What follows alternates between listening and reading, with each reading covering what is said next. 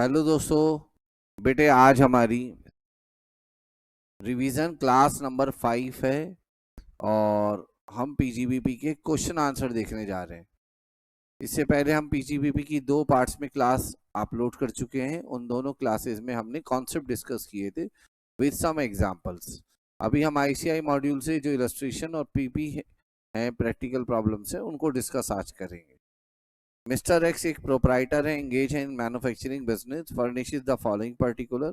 Opening balance of plant and machinery दिया हुआ है, WDV गिवन है और फिर new plant and machinery given है और पुट टू यूज की डेट 8 जून बताई है। बेटा 3 अक्टूबर से पहले पहले है, फिर एक और पुट टू यूज है 15 दिसंबर है। इस पर डेप्रिसिएशन का रेट 15% रहेगा और इस पर डेप्रिसिएशन का रेट 7.5% हो जाएगा। कंप्यूटर के लिए आप अलग से डेप्रिसिएशन कंप्यूट करेंगे और इसके लिए आप जो डेप्रिसिएशन कंप्यूट करेंगे वो 40% के रेट से कंप्यूट करेंगे। कंप्यूट करना है आपको अमाउंट ऑफ डेप्रिसिएशन और साथ में एडिशनल डेप्रिसिएशन भी कहा है। और आप जानते हैं एडिशनल डेप्रिसिएशन का बेनिफिट आपको तब नहीं मिलता जब आप डिफॉल्ट टैक्स रिजीम में टैक्स देते हैं, इसलिए इसने कहा है shifting out of default tax regime. इसका मतलब ये ऑप्शनल स्कीम से टैक्स पे करेगा और सारी पेमेंट जो एसेट खरीदने की इसने की है वो अकाउंट पे ही चेक से की है, क्योंकि आपने रिवीजन क्लासेस में सुना है कि अगर 10,000 से ज़्यादा की कोई एसेट खरीदी जाए और उसकी पेमेंट अकाउंट पे ही चेक या बैंकिंग चैनल के माध्यम से ना हो तो उसके ऊपर आपको डेप्रिसिएशन की डिडक्शन नहीं मिलेगी। तो बेटा इस 15% की जो डिडक्शन मिलेगी साथ में इस पे 20% और मिलेगी। ठीक है ना। आइए सॉल्यूशन में देखते हैं। तो आप देख सकते हैं नॉर्मल डेप्रिसिएशन मिल रही है आपको 50 लाख पर। 50 लाख पर कैसे बेटा? 30 लाख ओपनिंग WDV थी और 20 लाख नया प्लांट की वैल्यू थी। बाकी जो 8 लाख का आपने प्लांट खरीदा था उस पर डेप्रिसिएशन का रेट आधा हो गया। कंप्यूटर पर भी 40% से हाफ हो गया रेट, क्योंकि कोई भी एसेट अगर आप पुट टू यूज 180 दिन से कम करोगे तो डेप्रिसिएशन का रेट हाफ हो जाता है। एडिशनल डेप्रिसिएशन आपको मिल रही है न्यू प्लांट एंड मशीनरी पर 20% के रेट से। ठीक है ना, ये मिल रही है। और इसके अतिरिक्त आप देखिए ये जो 8 लाख की आपने प्लांट एंड मशीनरी खरीदी है ये भी नई है, मगर ये 15 दिसंबर को खरीदी है, इसलिए इसके ऊपर डेप्रिसिएशन का रेट एडिशनल डेप्रिसिएशन का रेट 20 की जगह 50 है। कंप्यूटर पर एडिशनल डेप्रिसिएशन नहीं मिलेगी। ठीक है ना। कंप्यूटर को हमने अलग से लिया है। कंप्यूटर सीधा 3 लाख रुपए का है, उस पर 3 लाख पर आपको जो भी डेप्रिसिएशन होगी वो मिल जाएगी। क्योंकि कंप्यूटर 180 दिन से कम यूज किया गया है इसलिए उस पर जो नॉर्मल डेप्रिसिएशन है बस वही ली गई है। और 40% का आधा डेप्रिसिएशन इसलिए मिला है क्योंकि कंप्यूटर भी पुट टू यूज से 180 दिन से कम पुट टू यूज है। ठीक है ना।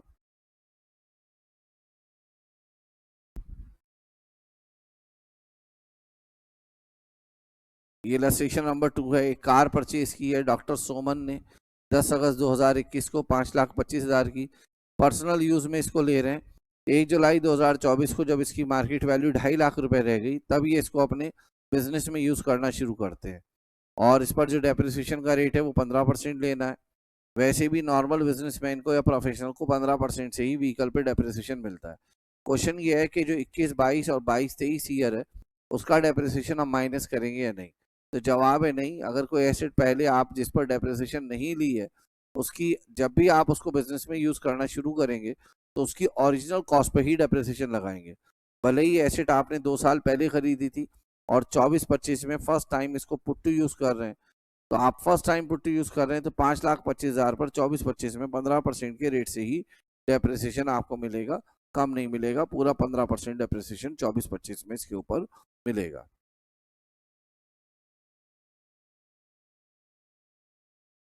अगला क्वेश्चन है बेटा इलस्ट्रेशन। एक न्यूली क्वालिफाइड चार्टर्ड अकाउंटेंट है mister Dhaval, commenced practice and has acquired the following asset in his office. Financial year 24-25. Costs shown against each item. Calculate the amount of depreciation that can be claimed from his professional income for assessment year 25-26. Assume that all the assets were purchased by way of account pay check. तो computer including computer software, computer है including computer software. ठीक है ना। ये 27 सितंबर को आपने खरीदा था, 1 अक्टूबर को पुट टू यूज किया। बेटा इस पर आपको 40% डिडक्शन मिल जाएगी। 3 अक्टूबर से पहले।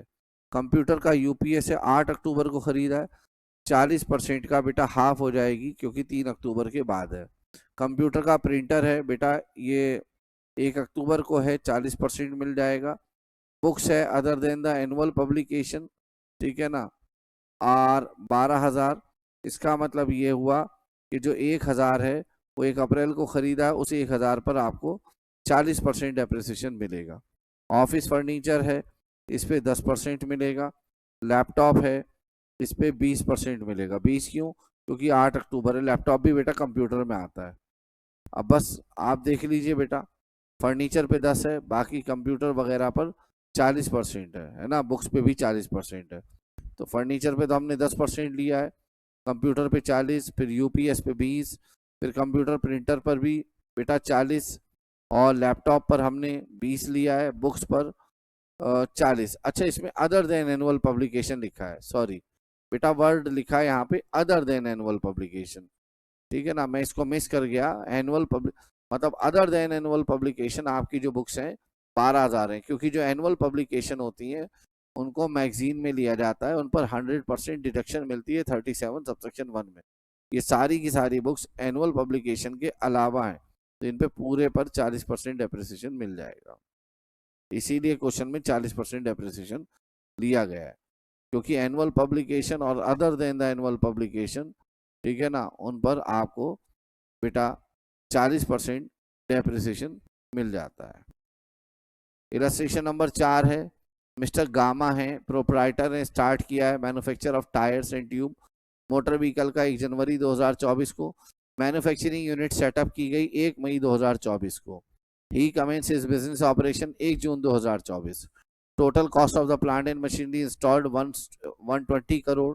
Said plant and machinery included second-hand plant and machinery bought for 20 crore and new plant and machinery for scientific research relating to business of the assessee acquired at a cost of 15 crore.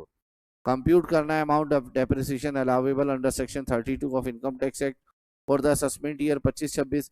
Assume that all the assets were purchased by way of account paycheck. Gamma has exercised the option of shifting out. इसका मतलब यह है कि यहाँ पे हमें depreciation निकालना है अंडर सेक्शन 32, तो यहाँ पे नॉर्मल डेप्रिसिएशन भी निकालना है और एडिशनल भी। 120 करोड़ में से 20 करोड़ का प्लांट एंड मशीनरी तो बेटा सेकंड हैंड है, और 15 करोड़ का है बेटा रिसर्च से रिलेटेड। तो 120 में से पहले 20 और 15 हटा दो, बचा बेटा 85। इस 85 पर नॉर्मल डेप्रिसिएशन मिलेगा 15%, इसी 85 पर एडिशनल डेप्रिसिएशन मिलेगा 20%, ठीक है ना। ये जो बेटा 20 करोड़ रुपए की second hand plant and machinery है, इस पे नॉर्मल डेप्रिसिएशन मिलेगा 15%, और इस 15 करोड़ पे डेप्रिसिएशन नहीं मिलेगा, इस पे आपको डिडक्शन मिलेगी पूरे 100%, ठीक है, 35 सबसेक्शन 2 में। तो 120 में से इसलिए इन्होंने 15 हटा दिया, बचा बेटा 105, उस पर नॉर्मल डेप्रिसिएशन ली, और जो एडिशनल डेप्रिसिएशन है वो second hand plant and machinery पे नहीं मिलेगी, ना ही उस प्लांट पे मिलेगी जो आपके रिसर्च में इस्तेमाल हुआ है। तो मैंने क्या किया, 120 में से 20 भी हटा दिया, 15 भी हटा दिया, बाकी जो बेटा 85 बचा उस पर नॉर्मल डेप्रिसिएशन मिलेगी और एडिशनल। और ये जो 20 करोड़ रुपए की second hand plant and machinery इस पर सिर्फ नॉर्मल, और ये जो 15 करोड़ है इस पर कोई ना नॉर्मल ना एडिशनल, उस पर बेटा आपको डिडक्शन मिलेगी अंडर सेक्शन 35 सबसेक्शन 2, ठीक है ना।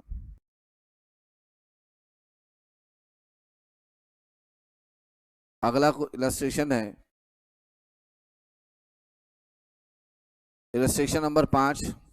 Mr. A furnishes the following particular for the previous year 24-25. Compute the deduction allowable under section 35.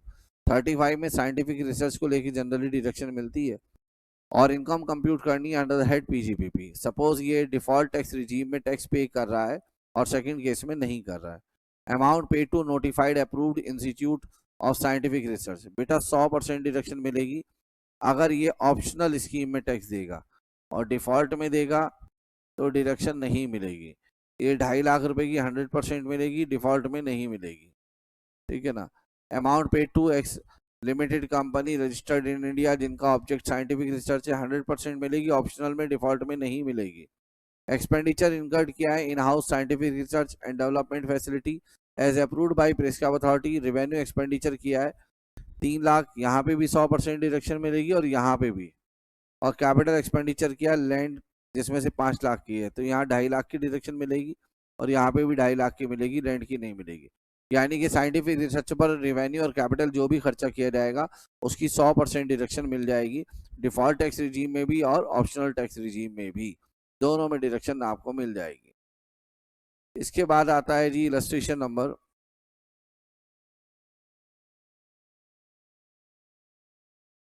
6। यह है स्पेसिफाइड बिजनेस से related. Mister A commence operation of the business of setting up a warehousing facility, storage of food grain sugar and edible oil. देखिए बेटा, food grain और sugar का जो ware house होता है वो एग्री स्पेसिफाइड बिजनेस में आता है, एडिबल ऑयल वाला स्पेसिफाइड बिजनेस में नहीं आता। इन्होंने 80 लाख 60 लाख के खर्चे किए, 50 लाख के खर्चे किए on purchase of land and building during the period जनवरी 24 से मार्च 24 के बीच में, exclusively for the above business, और इन्होंने खर्चों को कैपिटलाइज भी कर दिया है, ठीक है ना। The cost of land included in above figure 50 lakh 40 lakh 30 lakh, इसमें से 50 40 और 30 का खर्चा लैंड का है। इसके अलावा 24-25 में इसने कैपिटल एक्सपेंडिचर भी किया है, 20 का 15 का 10 का, मतलब टोटल खर्चे किए हैं 80 60 50, जिसमें से लैंड का खर्चा है 50 40 30। तो बेटा पहले 50 40 30 तो हटा दो, बचेगा 30, इसकी डिडक्शन मिलेगी, इसकी मिलेगी, इस वाले की बेटा स्पेसिफाइड बिजनेस में नहीं मिलेगी, लास्ट वाले की। इसके अलावा जो कैपिटल एक्सपेंडिचर किया है वो 20 का किया है, इसकी मिलेगी, 15 की मिलेगी, इस 10 की स्पेसिफाइड बिजनेस में नहीं मिलेगी। कंप्यूट करना है income under the head PGBP and loss to be carry forward. Mister A is exercising the option of shifting out, क्योंकि डिफॉल्ट टैक्स रिजीम में स्पेसिफाइड बिजनेस की डायरेक्शन नहीं मिलती, इसलिए वो कह रहे हैं वो स्पेसिफाइड बिजनेस वो डिफॉल्ट टैक्स रिजीम को फॉलो नहीं करना चाहता, और इसने सेक्शन 35 एडी की सारी कंडीशन फुलफिल कर दी है, ये डायरेक्शन क्लेम करना चाहता है। इसने चैप्टर 6 ए की हेडिंग सी की कोई डायरेक्शन नहीं ली है, और इसका जो प्रॉफिट आ रहा है इन बिजनेस से वो आ रहा है बेटा 16 लाख 14 लाख और 31 लाख। इसकी डायरेक्शन बनती है पहले बिजनेस की 50, दूसरे बिजनेस की 35। एक बिजनेस का प्रॉफिट है 16 14 31, तो 31 वाला तो स्पेसिफाइड बिजनेस है ही नहीं, इसकी डायरेक्शन कितनी बन रही है 50, है ना, और इसकी बन रही है 35, तो ये 50 और 35 की डायरेक्शन ले लेगा, ये आएगा बेटा 34 और ये आएगा 19, ये इसका लॉस आएगा स्पेसिफाइड बिजनेस का, और तीसरा बिजनेस स्पेसिफाइड नहीं है। तो अब आप आंसर देखिएगा, जो एडिबल ऑयल है उसको हमने अलग लिया है, computation of PGBP, profit from business of setting up of warehouse of storage of edible oil, ठीक है ना, उसमें हम डायरेक्शन नहीं लेंगे, उसका बिजनेस इनकम थी आपकी 31 लाख, इसलिए हमने मना कर दिया कि जो 20 और 10 लाख है ये वाला जो 20 और 10 है इसकी डायरेक्शन नहीं मिलेगी, लैंड की तो मिलती ही नहीं है। ये जो 20 और 10 है ये है plant and machinery, total plant and machinery हो गया 30 लाख का, और 30 लाख के प्लांट एंड मशीनरी पे जो डायरेक्शन मिलती है वो 15 या 10% क्या किस चीज की है, बिल्डिंग की है, सॉरी, यानी कि एडिबल ऑयल जो है ना, एडिबल ऑयल ये वाला बिजनेस, ये वाला ये नॉन स्पेसिफाइड है, ये इसकी इनकम है। अब 50 लाख में से 30 लाख तो हो गया लैंड का खर्चा, इसकी तो ना कोई डिडक्शन मिलेगी ना डेप्रिसिएशन। ये 10 लाख है बेटा बिल्डिंग के ऊपर होने वाला खर्चा, और ये भी है बेटा बिल्डिंग के ऊपर होने वाला खर्चा, क्योंकि आपने वेयर हाउस बनाया, तो वेयर हाउस की कॉस्ट आपकी 30 लाख है, और जो भी नॉन रेसिडेंशियल बिल्डिंग होती है उन पे 10% के रेट से डेप्रिसिएशन मिलती है, इसलिए यहाँ पे डेप्रिसिएशन लिया गया है, और ये आपकी पीजीबीपी की इनकम आ गई। ये नॉर्मल बिजनेस की इनकम है, इस पर स्पेसिफाइड बिजनेस नहीं लगा। स्पेसिफाइड बिजनेस में 2 वेयर हाउस आएंगे, फूड ग्रेन और शुगर, इनका जो बिजनेस की आपकी इनकम है 16 लाख और 14 लाख के डिडक्शन लेने से पहले, 30 लाख आपकी है बिल्डिंग का खर्चा जो आपने फूड के लिए वेयर हाउस बनाया, और शुगर के लिए 20 लाख का, अदर खर्चे आपने और किए 20 और 15 के, टोटल खर्चे किए 85 के, इनका में टोटल मिला के 30 लाख की, आपका 55 लाख रुपए का लॉस आ गया टोटल मिलाकर, ठीक है ना, ये लॉस है, ठीक है, ये लॉस स्पेसिफाइड बिजनेस का लॉस है, इसे इनफाइनाइट नंबर ऑफ ईयर तक कैरी फॉरवर्ड कर सकते हैं। मिस्टर सूरज एक प्रोपराइटर हैं, इन्होंने operation of business of new 3 star hotel का बिजनेस किया है 1 अप्रैल 2024 से, और आप जानते हैं 1 अप्रैल 2010 के बाद 2 स्टार और अबव कैटेगरी बेटा माना जाता है क्या, स्पेसिफाइड बिजनेस। तो ये स्पेसिफाइड बिजनेस कर रहे हैं, इन्होंने 50 लाख रुपए का खर्चा किया है जनवरी 24 से मार्च 24 के बीच में, और इसको कैपिटलाइज कर दिया अपनी बुक्स ऑफ अकाउंट में। 1 अप्रैल को इन्होंने फर्दर कैपिटल एक्सपेंडिचर किया है 2 करोड़ का, जिसमें से 1.5 करोड़ रुपए लैंड का है, तो लैंड वाले की डिडक्शन नहीं मिलेगी, बात मिलेगी आपको 50 लाख की। तो 50 लाख की ये मिलेगी, 50 की ये, एक हो गई 1 करोड़ की। कंप्यूट करनी है income under the head PGBP, और एज्यूम कर रहे हैं कि आप डिडक्शन ले सकते हैं। चैप्टर 6A की कोई डिडक्शन नहीं ले रहे, और 115 बीएसी में भी आप टैक्स नहीं देना चाहते, और आपकी जो प्रॉफिट है इस होटल से ये डिडक्शन लेने से पहले वो 25 लाख है। आपकी इनकम तो है 25 लाख, खर्चे हैं आपके 100 लाख के, तो बेटा यहाँ लॉस हो गया। ये लॉस है फ्रॉम स्पेसिफाइड बिजनेस। एज्यूम करना है कि ये he has also another existing business of running a 4 star hotel. ये कोयम्बटूर में होटल है, और जो इसने आज से 15 साल पहले शुरू किया था, यानी कि 1 अप्रैल 2010 से पहले, तो ये इसका नॉन स्पेसिफाइड बिजनेस है। तो ये मैंने आपको, अगर आप मेरी पीजीबीपी की सेकंड रिवीजन क्लास देखेंगे तो वहां पर उस कॉन्सेप्ट में ने ये समझाया है। आपने ये पढ़ा होगा कि स्पेसिफाइड बिजनेस का लॉस स्पेसिफाइड बिजनेस की इनकम से ही सेटअप होता है, बट यहाँ पे इसके 2 होटल हैं, एक स्पेसिफाइड बिजनेस का होटल है, एक नॉन स्पेसिफाइड है। ये जो नॉन स्पेसिफाइड बिजनेस की इनकम है, उससे वो जो स्पेसिफाइड बिजनेस का लॉस आ रहा है वो सेटअप हो सकता है, मगर इसी केस में हो सकता है। ये नहीं कि होटल के बिजनेस के लॉस को आप किसी भी इनकम से सेटअप कर लो। मैं ये नहीं कह रहा हूँ कि हर प्रकार के नॉन स्पेसिफाइड बिजनेस से सेटअप कर लो, मगर ये नेचर एक जैसा है होटल का। एक होटल आपका स्पेसिफाइड बिजनेस में आता है, दूसरा नहीं आता, ये सेटअप हो सकता है। यही यहाँ पे आंसर दिया हुआ है। तो 75 लाख का आपका लॉस था मदुरई के होटल से, कोयम्बटूर के होटल से आपकी इनकम है 45 लाख। हाँ, अगर ये होटल का बिजनेस ना होता, कोई और बिजनेस होता जो स्पेसिफाइड ना होता, तो बेटा उससे आप लॉस सेटअप नहीं कर सकते थे। सर ये कोयम्बटूर वाला भी तो स्पेसिफाइड नहीं है। बेटा मैं मान रहा हूँ ये स्पेसिफाइड नहीं है, बट लॉ अलाउ कर रहा है कि इस केस में आप सर्टिफाई और सेट ऑफ कर सकते हो, इसको मना नहीं किया गया है। सेट ऑफ करने के लिए परमिशन दे दी गई है इसके लिए।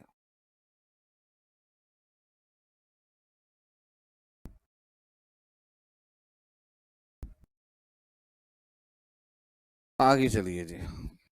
मिस्टर अर्णव एक प्रोपराइटर हैं, 2 यूनिट हैं इनका। एक यूनिट है स्पेसिफाइड बिजनेस का, वेयर हाउस फैसिलिटी चलाते हैं शुगर की। दूसरा बिजनेस है non specified, warehouse facility चलाते हैं एडिबल ऑयल की। यूनिट ए इन्होंने 1 अप्रैल 2023 को स्टार्ट किया था। इन्होंने 100 लाख रुपए की डिडक्शन ली थी 2 बिल्डिंग परचेज करने पे। 50 लाख का एक वेयर हाउस था शुगर फैसिलिटी के लिए, जिसकी इन्होंने डिडक्शन 35 AD में ली थी 50 लाख की। फरवरी 2025 में जो यूनिट ए है वो अपनी एक बिल्डिंग ट्रांसफर कर देता है यूनिट बी को। इसका मतलब यह है कि जिस बिल्डिंग पर आप 35 AD में डिडक्शन ले चुके हो, वो बिल्डिंग आप अपनी नॉन स्पेसिफाइड बिजनेस को दे रहे हो, तो इस सेक्शन में भी 28 अट्रैक्ट होगा। जो कैपिटल एसेट है जो यूनिट ए में थी यहाँ पर, वो 50 लाख की थी। आप 50 लाख का पूरा डिडक्शन ले चुके हो। 24-25 में ये बिल्डिंग आप ट्रांसफर कर रहे हो यूनिट बी को, तो यहाँ पर सेक्शन नंबर 35 AD का सबसेक्शन 7B अट्रैक्ट होगा। और वो लॉ ये कहता है कि अगर 8 साल से की एक्सपायरी से पहले आप अपनी एसेट को ट्रांसफर करते हो, डिस्कार्ड करते हो, मतलब किसी तरीके से भी स्पेसिफाइड बिजनेस से हटा देते हो, तो जो डिडक्शन आपको मिली थी वो आपकी टैक्सेबल हो जाएगी। तो 50 लाख रुपए की जो डिडक्शन आपको मिली थी वो तो हो जाएगी आपकी टैक्सेबल, ठीक है ना। मगर यहाँ पे कहानी में ट्विस्ट है, ये अमाउंट टैक्सेबल तो हो जाएगा, मतलब आपको 23-24 में पहले 50 लाख की डिडक्शन मिल गई यूनिट ए के लिए। डिडक्शन लेने के बाद आपको ये एसेट 8 साल तक मेंटेन करनी थी, 35 AD ऐसा सेक्शन बोलता है। आपने नेक्स्ट ईयर ही क्या किया, इस बिल्डिंग को भी नॉन स्पेसिफाइड बिजनेस के लिए ट्रांसफर कर दिया, यानी कि 8 साल तक आपने इसे स्पेसिफाइड बिजनेस में मेंटेन नहीं करा। ये तो 50 लाख की आपको डिडक्शन मिली थी, ये 50 लाख रुपए आपकी इनकम मानी जाएगी 24-25 में, जिस ईयर में भी आप 8 साल की एक्सपायरी से पहले इस बिल्डिंग को अपने स्पेसिफाइड बिजनेस से हटा रहे हो। मगर अब आपको इस पर नॉर्मल डेप्रिसिएशन मिलेगी, पूरा 50 लाख टैक्सेबल नहीं होगा। अगर ये बिल्डिंग 23-24 में ही यूनिट बी की होती तो उस पर आपको 10% के रेट से डेप्रिसिएशन की डिडक्शन मिली होती।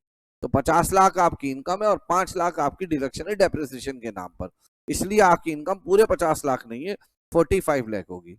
मान लो ये 2 साल के बाद इस बिजनेस में आती, मतलब फर्स्ट ईयर ये स्पेसिफाइड में रहती, सेकंड ईयर स्पेसिफाइड में आती, थर्ड ईयर ये नॉन स्पेसिफाइड में हो जाती, तो पूरे 50 लाख नहीं मानी जाती। 50 लाख का फर्स्ट ईयर का 5 लाख डिडक्शन, और सेकंड ईयर में 45 लाख का 10% 4.5 लाख। तो फर्स्ट ईयर का 5, सेकंड ईयर का 4.5, 9.5 लाख की डेप्रिसिएशन माइनस करके जो बाकी 40,50,000 बचता, वो बिजनेस इनकम आपकी माना जाएगा। ऐसा तब करेंगे जब आप 8 साल की एक्सपायरी से पहले स्पेसिफाइड बिजनेस की इनकम को हटा देंगे। तो आपके लिए जो इनकम होगी वो 45 लाख होगी। और अगले वर्ष से आप अपनी ब्लॉक में इसको, क्योंकि आप इसे नॉन स्पेसिफाइड बिजनेस में लेके जा रहे हो, तो इस बिल्डिंग की वैल्यू नॉन स्पेसिफाइड बिजनेस के लिए पूरे 50 नहीं होगी, 45 होगी, क्योंकि 50 में से 5 लाख रुपए की आपको डिडक्शन मिल चुकी है। ठीक है ना। तो 45 लाख रुपीज आपका टैक्सेबल होगा। ठीक है, 24-25 में, जिस ईयर में वो बिल्डिंग स्पेसिफाइड से हटाकर आप नॉन स्पेसिफाइड के नाम पर कर रहे हो, और 45 लाख ही आपकी एक्चुअल कॉस्ट मानी जाएगी, ताकि आप फ्यूचर के लिए इस पर डेप्रिसिएशन निकाल सको। मान लीजिए सारा काम आप 2 वर्ष के बाद करते, तो क्या होता? 50 लाख में से आप पहले वर्ष का 5 लाख, दूसरे वर्ष का 4.5 लाख, 9.5 लाख हटाते, 40,50,000 आपकी इनकम माना जाता, और ये 40,50,000 ही आपके ब्लॉक ऑफ एसेट्स में ऐड होता है एक्चुअल कॉस्ट के नाम पर। ठीक है ना। ये बहुत अच्छा क्वेश्चन था, इसको देख लीजिएगा एक बार और। मैंने जहां तक था उसे शॉर्ट में आपको समझा दिया रिवीजन के लिए।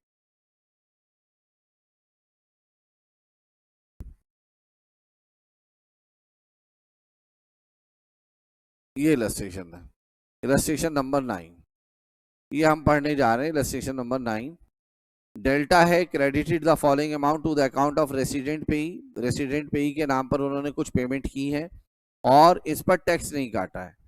जब ये सेक्शन आ जाएगा तो ये पॉइंट आएगा तो ये वाला सेक्शन लगेगा, क्योंकि रेसिडेंट असेसी है तो क्लॉज IA लगेगा।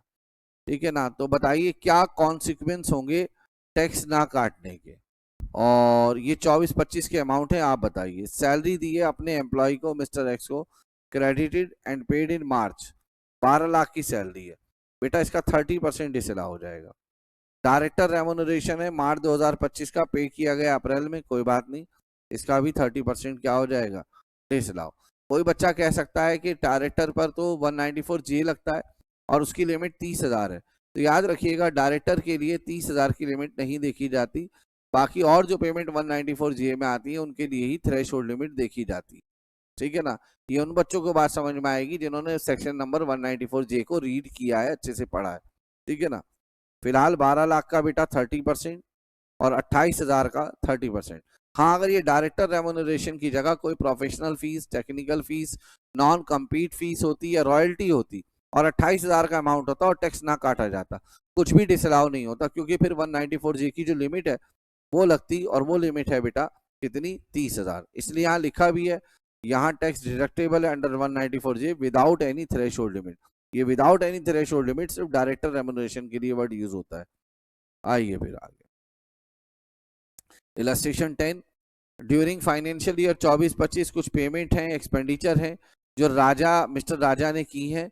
और ये मिस्टर राजा जो है एक रेसिडेंट इंडिविजुअल है जिनकी टर्नओवर 99 लाख रुपीस की है प्रीवियस ईयर में। इन्होंने इंटरेस्ट दिया है 45,000 रुपए का रहमान एंड कंपनी को, जो कि एक रेसिडेंट पार्टनरशिप फर्म है, without deduction of tax at source. देखिए जब हम किसी को इंटरेस्ट की पेमेंट करते हैं तो हमारे ऊपर 194A सेक्शन लगता है, और इंटरेस्ट की पेमेंट पर किसी इंडिविजुअल पर 194A तभी लगता है जब उसका प्रीवियस ईयर में से जो पहले वाला फाइनेंशियल ईयर है, 24-25 से पहले वाला जो फाइनेंशियल ईयर है, उसमें उसकी टर्नओवर 100 लाख से ज्यादा हो।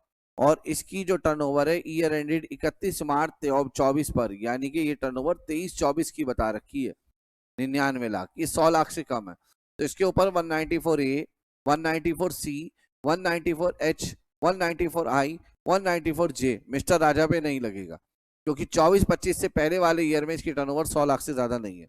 तो इसने इंटरेस्ट दिया है 45,000 का, जो कि एक पार्टनरशिप फर्म है, उसको बिना टैक्स काटे हुए, कोई दिक्कत नहीं है, डिडक्शन अलाउ हो जाएगी। 10 लाख की इसने पेमेंट की है सैलरी की, एक रेसिडेंट इंडिविजुअल को without deduction of tax at source 10 lakh की पेमेंट करी है। तो देखिए 194A इंटरेस्ट के लिए, 194C कॉन्ट्रैक्ट पेमेंट के लिए, 194H कमीशन के लिए, 194I रेंट के लिए, 194J प्रोफेशनल फीस के लिए। इसमें कहीं पर भी सैलरी नहीं आता, सैलरी 192 में आता है। और अगर आप सैलरी की पेमेंट बिना टैक्स के कर रहे हैं तो उसके लिए आपकी टर्नओवर जितनी मर्जी हो आपको टैक्स काटना चाहिए था। तो यहाँ पे आपने रेसिडेंट इंडिविजुअल को पेमेंट करी है तो 10 लाख रुपए का 30% डिडक्शन आपको डिसअलाउ हो जाएगी 3 लाख रुपए। टैक्स काटना था 192 में, नहीं काटा, इसलिए डिडक्शन डिसअलाउ होगी under section 40 clause A sub clause IA।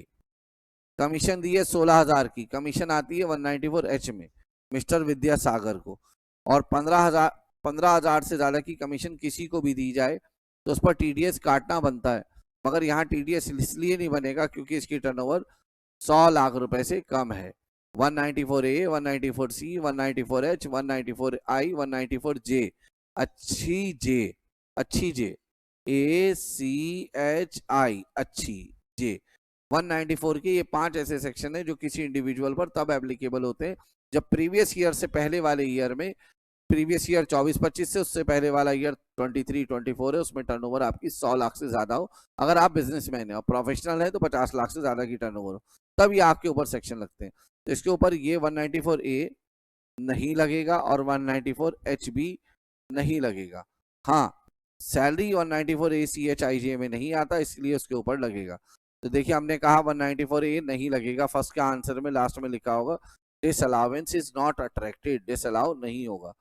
मगर सेकंड केस में हमने कहा कि 30% डिसअलाउंस होगा, क्योंकि उस पर जो टीडीएस लगता है वो 192 पे लगता है और यहाँ पे 30% डिसअलाउंस होगा। उसके बाद देखिए अगर आप सिर्फ इतना पढ़ के चले जाते हैं, जैसे अभी मैंने बता दिया आपने पढ़ लिया, तो ये काफी नहीं है। आपको प्रॉपर इसके प्रोविजन देखने होंगे, कैसे टैक्स काटते हैं। तो मैं कुछ क्वेश्चंस आप लोगों को करा दूंगा, खुद भी करा दूंगा, मगर बेटा मेन रिस्पॉन्सिबिलिटी आप लोगों की भी बनती है, इसको लिखना सीखें।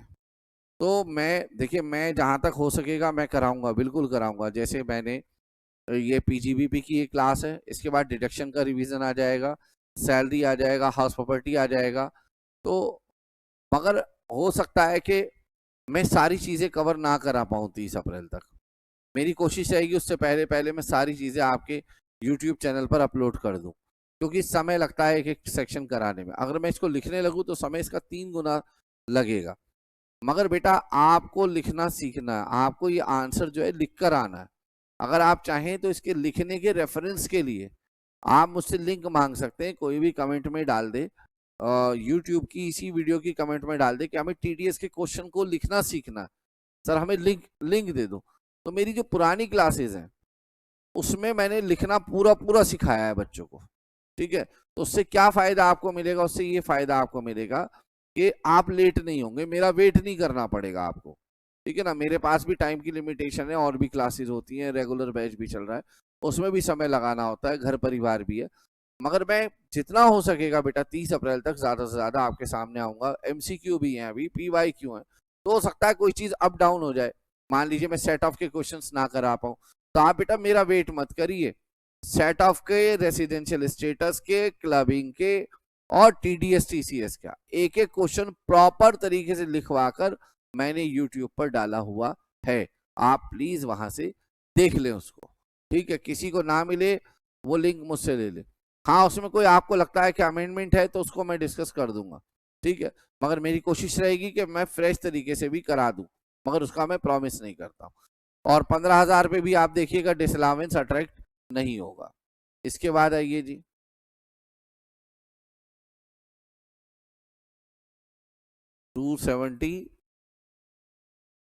ए फर्म पेड 8.5 लाख रुपए as remuneration to its partner for the previous year in accordance with partnership deed. Book profit 10 lakh है, तो बेटा 8.5 लाख की डिडक्शन मिलेगी या नहीं। पहले 10 लाख में से 6 लाख का 90% कर लीजिए, 5,40,000 आएगा, और 3 lakh whichever is higher 5,40,000, और बचे 4 लाख उसका 60% करिए, 240, 540 और 240, 7,80,000 होता है। रेम्यूनरेशन आपने 8.5 लाख का दिया है, तो डिडक्शन आपको 7,80,000 की मिलेगी। अच्छा, बुक प्रॉफिट कितना है आपका?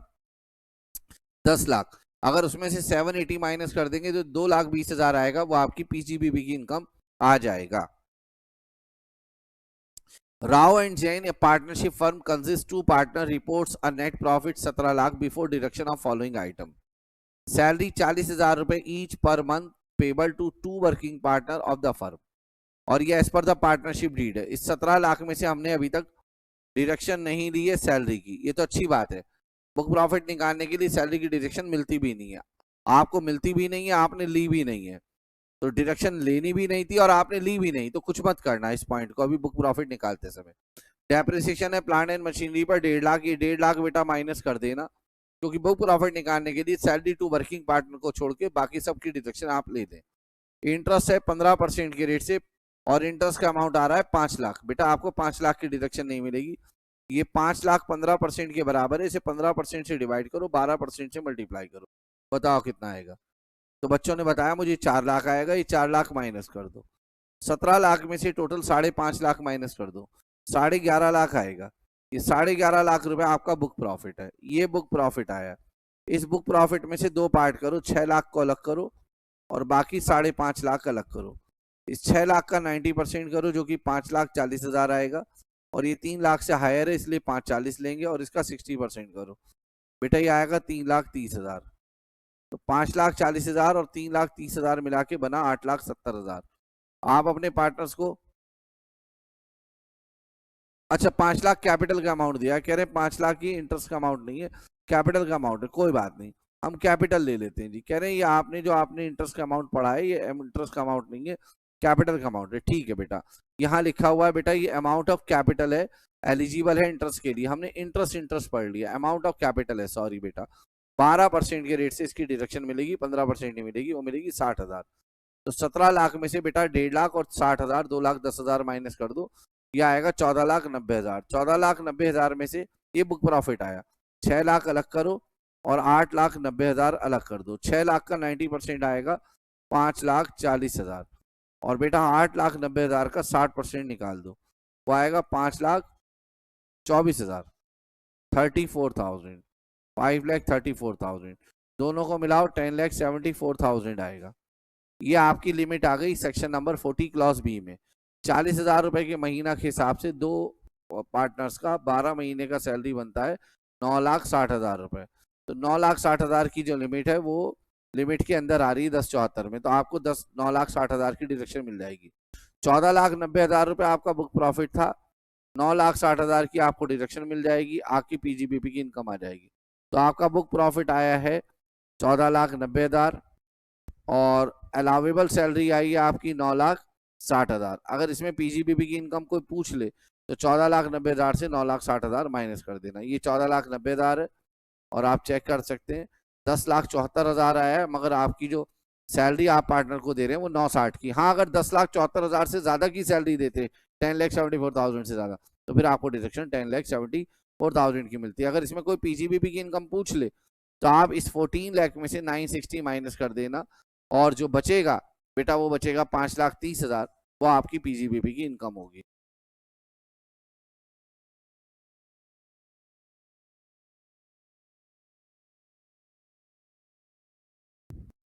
ये है जी एग्जाम्पल 13। एक्स लिमिटेड ने ये क्वेश्चन हमने रिवीजन में भी कराया था, ठीक है ना, पार्ट 1 में, पीजीबीपी के पार्ट 1 में 20% एक एम्प्लॉयर ने अपने एम्प्लॉय को कंट्रीब्यूट किया है नेशनल पेंशन स्कीम में, और उसकी जो सैलरी है एम्प्लॉय की वो 10 लाख है। 10 लाख का बेटा 20% आता है 2 लाख रुपए, ठीक है ना, बेसिक सैलरी का 20% कंट्रीब्यूट किया है। अच्छा, एटीसीसीडी में जो डिडक्शन मिलती है एम्प्लॉय को, मिलती है 10% ऑफ सैलरी, और यहाँ सैलरी में दो चीजें आती हैं, बेसिक सैलरी और dearness allowance for retirement benefit. Salary है इसकी 10 लाख बेसिक, और डियरनेस अलावेंस है 40% जो कि रिटायरमेंट बेनिफिट के लिए, वो बनेगा 4 लाख। 10 और 4 14 लाख, 14 लाख का 10% बनता है 1,40,000।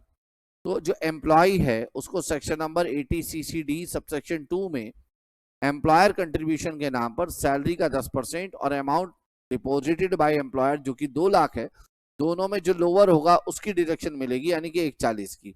तो जितनी डिडक्शन एम्प्लॉय को 80CCD सबसेक्शन 2 में डिडक्शन मिलेगी, उतनी ही एम्प्लॉयर को section number 36 subsection 1 clause IVA में डिडक्शन मिलेगी, यानी कि एम्प्लॉयर को भी 2 लाख की डिडक्शन मिलेगी, 1,40,000 की मिलेगी, और जो 60,000 का एक्स्ट्रा कंट्रीब्यूशन किया गया है वो 40A सबसेक्शन 9 में डिसअलाउ हो जाएगा, ठीक है ना। ये क्या है बेटा, कुछ कैलकुलेशन में गड़बड़ है? अच्छा हाँ, ये एक्स लिमिटेड ने कंट्रीब्यूट किया है, और आप जानते हैं एक्स लिमिटेड ने कितना कंट्रीब्यूट किया है, 20%। ये 10% की जगह आप जानते हैं 14% है इस समय परमिसिबल अमाउंट, नहीं परमिसिबल अमाउंट 14% है, परमिसिबल डिडक्शन। एक मिनट रुकिए बेटा, मैं आपको नोट दिखाता हूँ 80CCD सबसेक्शन 2 का। 10% की जगह वो डिडक्शन में आते हम। हमने 10% लिया है ना, वो कुछ जगह पर 14% है बेटा। पहले वो सेंट्रल गवर्नमेंट का जो एम्प्लॉय होता था उसके लिए 14% था, फिर स्टेट गवर्नमेंट के लिए भी 14 कर दिया गया।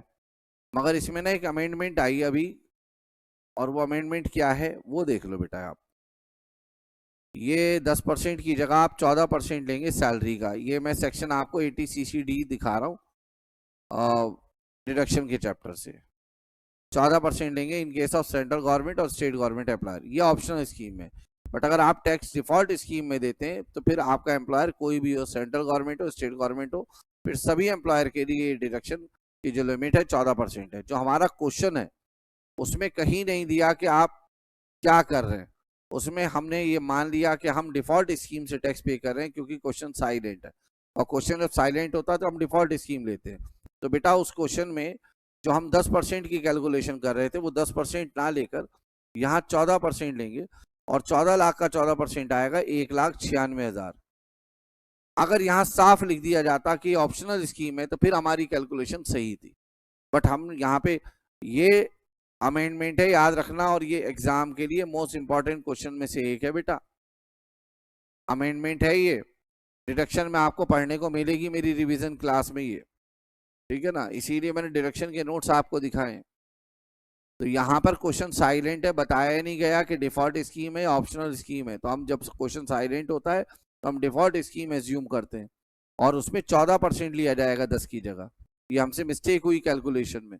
1,96,000 का, और 1,96,000 और 2 lakh whichever is lower, 1,96,000 इसकी डिडक्शन एम्प्लॉय को मिलेगी 80CCD सबसेक्शन 2 में 14%, ठीक है ना, क्योंकि ये डिफॉल्ट स्कीम से टैक्स पे कर। अगर ये ऑप्शनल से देता तो 10% लेते सर, वहां पे 14 नहीं मिलती, मिलती अगर एम्प्लॉयर आपका सेंट्रल गवर्नमेंट या स्टेट गवर्नमेंट होता। तो 2 लाख में से 1,96,000 की डिडक्शन एम्प्लॉयर को यानी कि एक्स लिमिटेड को मिलेगी, और 4,000 की डिडक्शन उसको क्या हो जाएगी, डे से अलाउ। क्लियर है?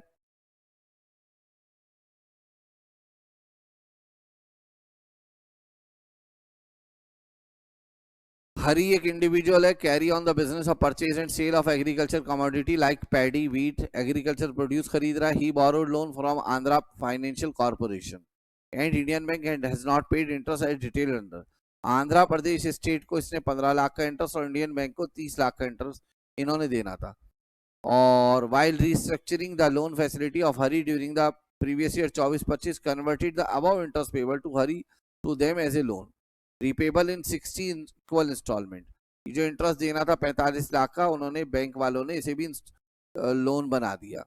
और during the year 31 March 2025 Hari paid 5 installment to APSFC and 3 installment to Indian bank. Hari claimed the entire interest of 45 lakh as an expenditure while computing the income from business of purchase। देखिए 45 लाख की deduction तब मिलती, section number 43B कहता है जब आप उसको previous year में पे कर दें या फिर ITR की ड्यू डेट तक पेमेंट कर दें। बट आपने 45 लाख रुपए में से, ठीक है ना, इसे 60 इंस्टॉलमेंट में उन्होंने कन्वर्ट कर दिया। 30 लाख तो एक का लोन है और 15 लाख एक का लोन है, एम आई राइट? 30 लाख को 60 से डिवाइड करो, 15 लाख को भी 60 से डिवाइड करो। 30 लाख को 60 से डिवाइड करोगे तो बेटा 50,000 आएगा, 15 लाख को 60 से डिवाइड करोगे तो 25,000 आएगा। तो 50,000 वाली तो उन्होंने 5 इंस्टॉलमेंट दी है प्रीवियस ईयर में, और 25,000 वाली 3 इंस्टॉलमेंट दी है।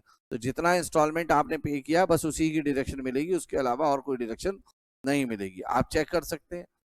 तो 25,000 कैसे आया मैंने अभी बताया, 50 कैसे आया वो भी बताया। 30 लाख के लोन को 60 से डिवाइड करा 50,000, 15 लाख के लोन को 60 इंस्टॉलमेंट। अच्छा ये लोन नहीं है, एक्चुअली में लोन बना दिया है, इंटरेस्ट का अमाउंट ये पूरे 45 लाख मिल जाता अगर ये by the due date of ITR इसको पेमेंट कर देता तो।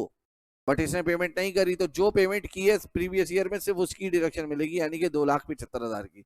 और फिर अगले वर्ष जो पेमेंट करेगा फिर उसकी अगले वर्ष, और जैसे जैसे पेमेंट करता रहेगा जिस जिस वर्ष उस वर्ष डिडक्शन मिलती रहेगी, ठीक है ना। ये माइक्रो बिजनेस को लेकर है जो मैं ऑलरेडी बता चुका हूँ। उसके बाद स्टैम्प ड्यूटी लेकर है 43CA, ये भी मेरी बात हो चुकी है आपसे। कौन से पेज पर है अब? 295, ये क्वेश्चन है। विनोद एक पर्सन है carrying on profession as film artist, specified profession है। इनकी ग्रॉस रिसीट पिछले 3 वर्षों में किस सभी वर्षों में 1.5 लाख से ज्यादा नहीं है। यहाँ 1.5 से ज्यादा, यहाँ 1.5 से ज्यादा, यहाँ 1.5 से कम है। तो ये 44AA सबसेक्शन 3 में बुक्स ऑफ अकाउंट बनाएगा, जो ये प्रिस्क्राइब बुक्स ऑफ अकाउंट नहीं बनाएगा। तो 44AA सबसेक्शन 1 ये तब लगता है जब आपकी टर्नओवर सभी ईयर में 1.5 लाख से ज्यादा हो। तो यहाँ पे आपकी 1.5 लाख से ज्यादा नहीं है, तो विनोद को रिक्वायर्ड है to maintain books of account as would enable AO to compute. ठीक है, इसके ऊपर prescribe books of account applicable नहीं है। हाँ, अगर तीनों वर्ष में 1.5 लाख से ऊपर होती तो 44AA सबसेक्शन 1 लगता और फिर इसको प्रिस्क्राइब बुक्स ऑफ अकाउंट बनाने पड़ते। कृपया करके जो रिवीजन क्लास में डाल रहा हूं उसी सीक्वेंस में आप देखते हुए आए। 2 कैपिटल गेन की क्लास है और तीसरी क्लास आ रही है पीजीबीपी के रिवीजन की, आपके यूट्यूब पर आ जाएगी।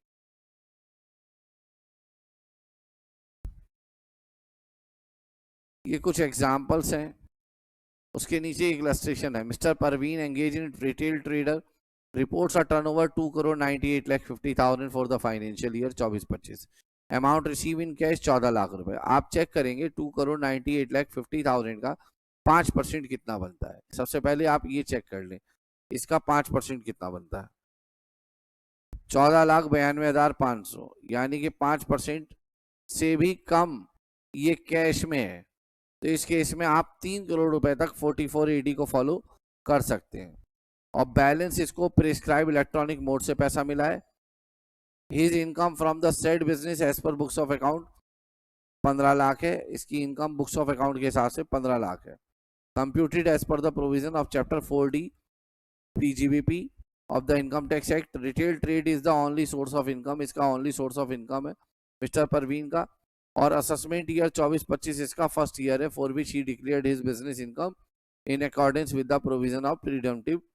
Is Mr. Parveen also eligible for presumptive determination of his income chargeable to tax for the assessment year 25-26? Yes, eligible है। सर 2 करोड़ से ज्यादा है टर्नओवर? नहीं, 2 करोड़ की लिमिट को 3 करोड़ कर दिया गया अगर आपकी कैश रिसीव 5% या उससे कम हो टोटल टर्नओवर का। अगर हाँ तो बताइए determine his income from retail trade applicable provision. तो बेटा 2,98,50,000 में से 14 लाख रुपए अलग कर दो। 2,98,50,000 में से 14 लाख माइनस कर दो। माइनस करके जो आएगा उस पर 6% इनकम लो और 14 लाख पर बेटा 8% इनकम लो, वो इसकी इनकम आ जाएगी under section 44AD। In case mister Parveen wants to declare profit as per books of account from retail trade, what are his obligation? Books of account बनाना पड़ेगा और बेटा उसे ऑडिट भी कराना पड़ेगा क्योंकि टर्नओवर 1 करोड़ से ऊपर है। ठीक है, कर सकता है ऐसा। और फिर 5 साल तक इसको ये प्रोविजन ऐप फॉलो करने से रोका जाएगा। ड्यू डेट बताओ इसकी रिटर्न ऑफ इनकम फाइल करने की दोनों ऑप्शन में। अगर ये 44AD फॉलो करता है तो 31 जुलाई है, नहीं फॉलो करता तो 31 अक्टूबर है क्योंकि उसमें ऑडिट रिपोर्ट लगेगी क्योंकि टर्नओवर 1 करोड़ से ज़्यादा है। तो देखिए यस, फर्स्ट केस में क्योंकि कैश रिसीव 5% से कम है इसलिए लिमिट 3 करोड़ है। दूसरे केस में इसकी इनकम 18,19,000 आ रही है।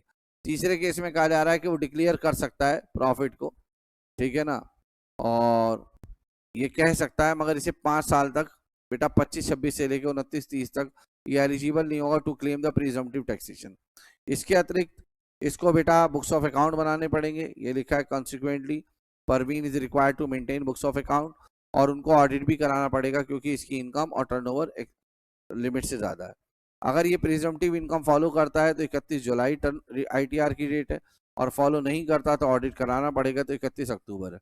अब ये नहीं कि आप एक एक लाइन में लिखे हैं 31 जुलाई 31 अक्टूबर, प्रॉपर्ली लिखना है।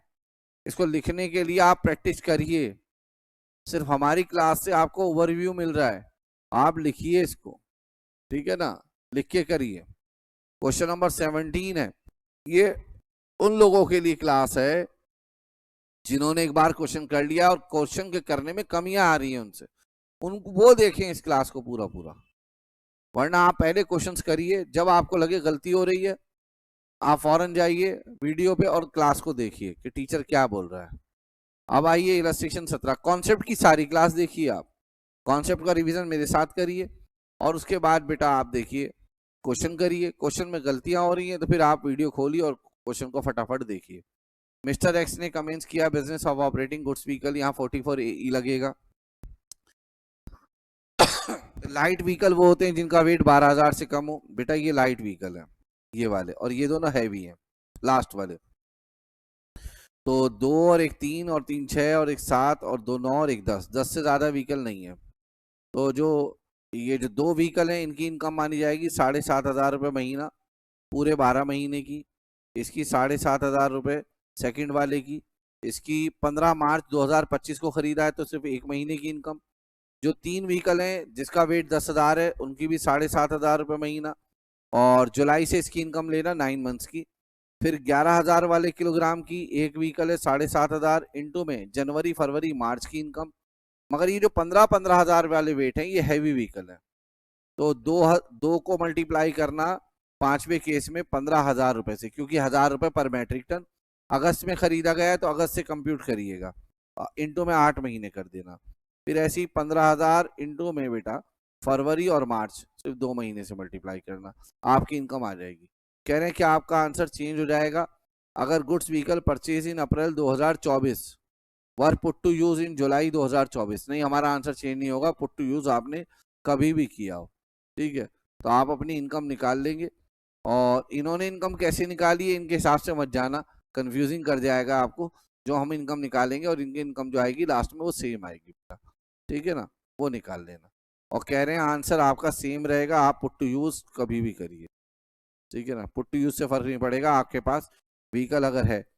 इसके अलावा ये वाला जो कॉन्सेप्ट है इसमें आईसीआई के मॉड्यूल में एक एग्रीकल्चर इनकम का ये कॉन्सेप्ट है, और इसमें ये कहा गया है रबर टी कॉफी, अगर ये तीनों चीजों को आप खेत में ग्रो करते हैं और फिर क्योर करते हैं, तो अगर रबड़ को ग्रो भी करते हैं और क्योर भी करते हैं तो रबड़ के पूरे बिजनेस से जो इनकम होगी उसमें से 35% टैक्सेबल होगा, 65% एग्जेम्प्ट होगा।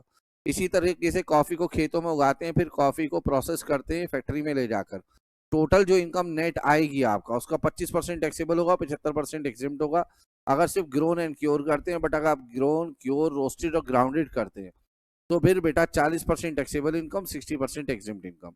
और टी के केस में 40 और 60 का रेशो है, याद रखना कम वाली रेशो टैक्सेबल इनकम की है, ठीक है ना। यहाँ पे बताया है मिस विविता वाला क्वेश्चन है कि ROR है, ऑर्डिनरी रेसिडेंट है, इनको बहुत सारी प्लांटेशन और से इनकम हुई है, यानी कि खेती बाड़ी से इनकम हुई है। इनका सेल ऑफ लेटेक्स का काम है जो प्रोसेस किया गया है from rubber plant grown in Darjeeling.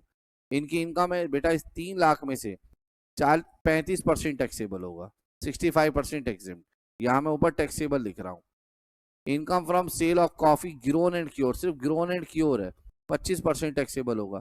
अगर ग्रोन क्योर रोस्टेड ग्राउंडेड होता तो 40% टैक्सेबल होता। यहाँ पे ग्रोन क्योर रोस्टेड ग्राउंडेड है चेन्नई में, तो इसको में 40% टैक्सेबल होगा। Income from sale of tea grown and manufacture Shimla, बेटा 40% टैक्सेबल होगा। Income from sapling and seeding grown in nursery, पौधे उगाने से खेती बाड़ी करने से प्योर इनकम हुई है, रबर टी कॉफी नहीं है, ये पूरा का पूरा एग्जेम्प्ट होगा 80,000 रुपए, ठीक है।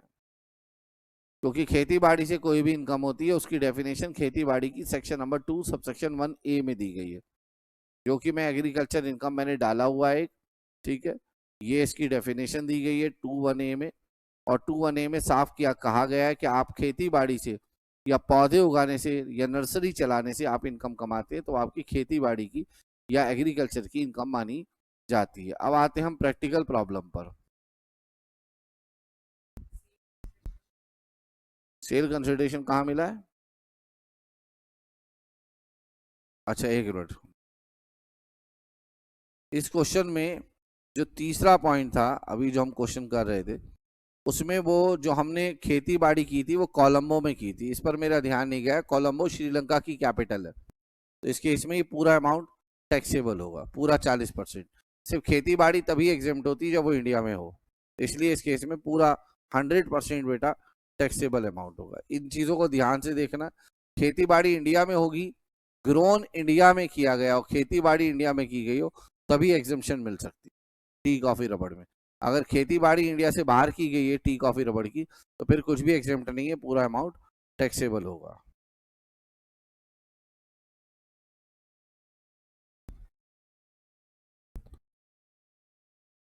अब ये प्रैक्टिकल प्रॉब्लम नंबर 1 है। Mister Venus engage in manufacture of pesticides furnishes the following particular relating to its manufacturing unit at Chennai for the year ending 31 March 2025। WDV of plant and machinery 31 March 2024 को 30 लाख की है। 31 मार्च 24 बोलिए, 1 अप्रैल 24 बोलिए, एक ही बात है। Depreciation including additional depreciation for previous year 23-24, तो ये इंक्लूडिंग एडिशनल डेप्रिसिएशन है 4,75,000। एक न्यू मशीनरी खरीदी 1 सितंबर को, एक और न्यू मशीनरी खरीदी 1 अक्टूबर को। इस पर फुल डेप्रिसिएशन मिलेगी, इस पर हाफ मिलेगी। कंप्यूटर परचेज किया 3 जनवरी को, इस पर भी हाफ डेप्रिसिएशन मिलेगी। एडिशनल डेप्रिसिएशन ये है कि एडिशनल इंफॉर्मेशन सारी एसेट अकाउंट पे ही चेक से खरीदी गई है, सबको इमीडिएटली पुट टू यूज कर दिया गया है। एक मशीनरी जो 1 दिसंबर को खरीदी गई थी और कंप्यूटर उसको इंस्टॉल किया गया ऑफिस में, तो जो चीज ऑफिस में इंस्टॉल की जाती है उस पर एडिशनल डेप्रिसिएशन नहीं मिलता। During the year 31 March 2024 a new machinery had been purchase on 31 October 2023 और ये 10 लाख की परचेज की गई थी 23-24 में। याद रखिएगा ये वाली जो डाटा है ये 23-24 का है, जो 10 लाख वाली बात हो रही है, ये 24-25 की बात नहीं हो रही। परचेज किया गया था 31 अक्टूबर 2023 को, तो 31 अक्टूबर 2023 3 अक्टूबर 2023 के बाद पुट टू यूज की गई थी, इसलिए इस वर्ष उस पर डेप्रिसिएशन जो मिला होगा नॉर्मल और एडिशनल दोनों हाफ रेट से मिला होगा। तो एडिशनल डेप्रिसिएशन नॉर्मल डेप्रिसिएशन उस पर दोनों क्लेम किए गए थे। तो 23-24 में इस 10 लाख पर 15% नहीं 7.5% डेप्रिसिएशन मिला होगा और इस 10 लाख पर जो 20% एडिशनल डेप्रिसिएशन मिलता है वो भी आधा मिला होगा 50%, यानी कि 1 लाख रुपए। तो 1 लाख रुपए जो बचा हुआ है वो इस वर्ष मिलेगा। ठीक है। डेप्रिसिएशन रेट फॉर मशीनरी 15% लेना है। No brought forward business loss और अनअब्जॉर्ब्ड डेप्रिसिएशन कंप्यूट करना है depreciation as per books of account, oh sorry as per income tax, और WDV बतानी of different blocks. First case ये है कि ये ऑप्शनल स्कीम से टैक्स पे करता है, सेकंड ये डिफॉल्ट स्कीम से टैक्स पे करता है। तो सबसे पहले तो मैं आपको बताऊं इस 30 लाख रुपए पर सबसे पहले इस पर तो 15% मिल जाएगा दोनों केस में, चाहे आप ऑप्शनल से टैक्स दें या डिफॉल्ट से दें।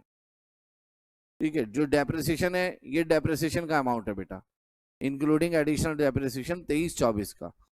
तो हम ये क्या माने कि ये जो 23-24 का डेप्रिसिएशन दिया हुआ है 4,75,000, इसमें से माइनस कर रखा है या नहीं, तो हम ये मानेंगे कि ये अमाउंट देने का मतलब ये है कि इसमें से ये माइनस नहीं हुआ है। इसलिए जब आप 15% ये वाली डेप्रिसिएशन निकालना तो 4,75,000 माइनस कर लेना। आप चेक कर लो एक बार आंसर में, 30 लाख में से 4,75,000 मेरे हिसाब से माइनस होना चाहिए, एक बार चेक कर लीजिएगा आप। तो ये देने का मतलब ये है कि हम मानेंगे कि इस WDV में से अभी तक ये माइनस नहीं हुआ है। ठीक है, वरना ये क्यों दिया हुआ है, इसका देने का कोई इंपॉर्टेंस नहीं है। तो 30 लाख में से 4,75,000 माइनस करके ये आएगा 25,25,000, उस पर 15% ऑप्शनल चाहे डिफॉल्ट में टैक्स दे, नॉर्मल डेप्रिसिएशन मिल जाएगा। ये जो नई मशीनरी 1 सितंबर 2024 को खरीदी है 10 लाख की, इस पर नॉर्मल डेप्रिसिएशन मिलेगा 15% के रेट से, ऑप्शनल में भी डिफॉल्ट में भी, और एडिशनल डेप्रिसिएशन मिलेगा ऑप्शनल में 20%, डिफॉल्ट में नहीं मिलेगा। ठीक है। फिर नई मशीनरी 1 दिसंबर को खरीदी है, इस पर ऑप्शनल स्कीम में 8 लाख पर बेटा 7.5% डेप्रिसिएशन मिलेगा, ऑप्शन में भी और डिफॉल्ट में भी। एडिशनल डेप्रिसिएशन नहीं मिलेगा, डिफॉल्ट में तो मिलता ही नहीं है और ऑप्शनल में इसलिए नहीं मिलेगा क्योंकि ऑफिस में यूज की जा रही है और ऑफिस में यूज होने वाले प्लांट एंड मशीनरी के लिए एडिशनल डेप्रिसिएशन नहीं मिलता। कंप्यूटर परचेज किया गया है 3 जनवरी को, तो नॉर्मल डेप्रिसिएशन इस पे मिलेगा 20, ऑप्शनल में भी और डिफॉल्ट में भी, बट बेटा जो एडिशनल डेप्रिसिएशन है वो नहीं मिलेगा। इसके अलावा जो 1 लाख रुपए का डेप्रिसिएशन बचा हुआ था वो मिलेगा। कहाँ पे मिलेगा 1 लाख रुपए का डेप्रिसिएशन? यहाँ पे मिलेगा ऑप्शनल में, डिफॉल्ट में नहीं मिलेगा। ठीक है ना, बस यही बातें होंगी और कुछ नहीं होगा। आइए एक बार चेक कर लेते हैं बेटा। सबसे पहले 25,25,000 की मशीन पे 15%, 1 सितंबर को जो खरीदी थी उस पर 15%, एडिशनल डेप्रिसिएशन जो 1 सितंबर को खरीदी थी उस पर मिला, एडिशनल डेप्रिसिएशन जो पिछले वर्ष का बचा हुआ था 1 लाख वो मिला, और जो पुट टू यूज आपने 180 दिन से कम किए 1 दिसंबर को और कंप्यूटर्स पर हाफ डेप्रिसिएशन मिला, एडिशनल डेप्रिसिएशन पे नहीं मिला।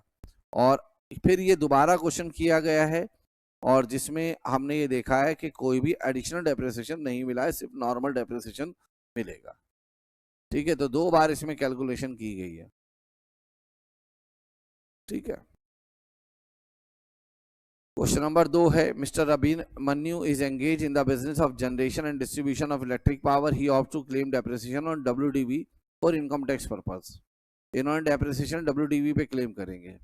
ठीक है, जब ये ऑप्ट कर रहे हैं, ऑप्शन है वहां पर, from the following detail compute the depreciation allowable as per the provision of income tax for the assessment year assuming he has exercise the option of shifting out. Shifting out का मतलब है optional scheme से tax दे रहे हैं, WDV दी और साथ में डेप्रिसिएशन दी है, तो हम ये डेप्रिसिएशन इसमें से माइनस करके 42.5 लाख रुपए पर डेप्रिसिएशन निकालेंगे। न्यू प्लांट एंड मशीनरी 12 अक्टूबर को खरीदी है, तो बेटा 12 अक्टूबर 3 अक्टूबर के बाद है, इस पर डेप्रिसिएशन मिलेगी हाफ। मशीनरी इंपोर्ट की हमने कोलंबो से 12 अप्रैल को, और the machine had been use only in Colombo earlier and the assessee is first user in India. बेटा पुरानी मशीन है ये भी, ठीक है, 35 एडी में पुरानी को नहीं मान लिया जाता है, बट एडिशनल डेप्रिसिएशन निकालने के लिए नई को ही सिर्फ नहीं माना जाता है, पुरानी को नहीं माना जाता। तो इस पर आपको नॉर्मल डेप्रिसिएशन मिलेगी, एडिशनल डेप्रिसिएशन नहीं मिलेगी। कंप्यूटर इंस्टॉल किया इन जनरेशन विंग, तो बेटा 15 जुलाई को नॉर्मल डेप्रिसिएशन भी मिल जाएगी इस पर और एडिशनल भी मिल जाएगी, दोनों मिल जाएंगी। सर कंप्यूटर पे तो एडिशनल डेप्रिसिएशन मिलती ही नहीं है। बेटा इसे जनरेशन विंग में इंस्टॉल किया गया, अगर ऑफिस में इंस्टॉल किया जाता तो नहीं मिलती। तो आइए देखते हैं किस किस की डिडक्शन मिलेगी, आंसर में एक बार देख लेते हैं बेटा।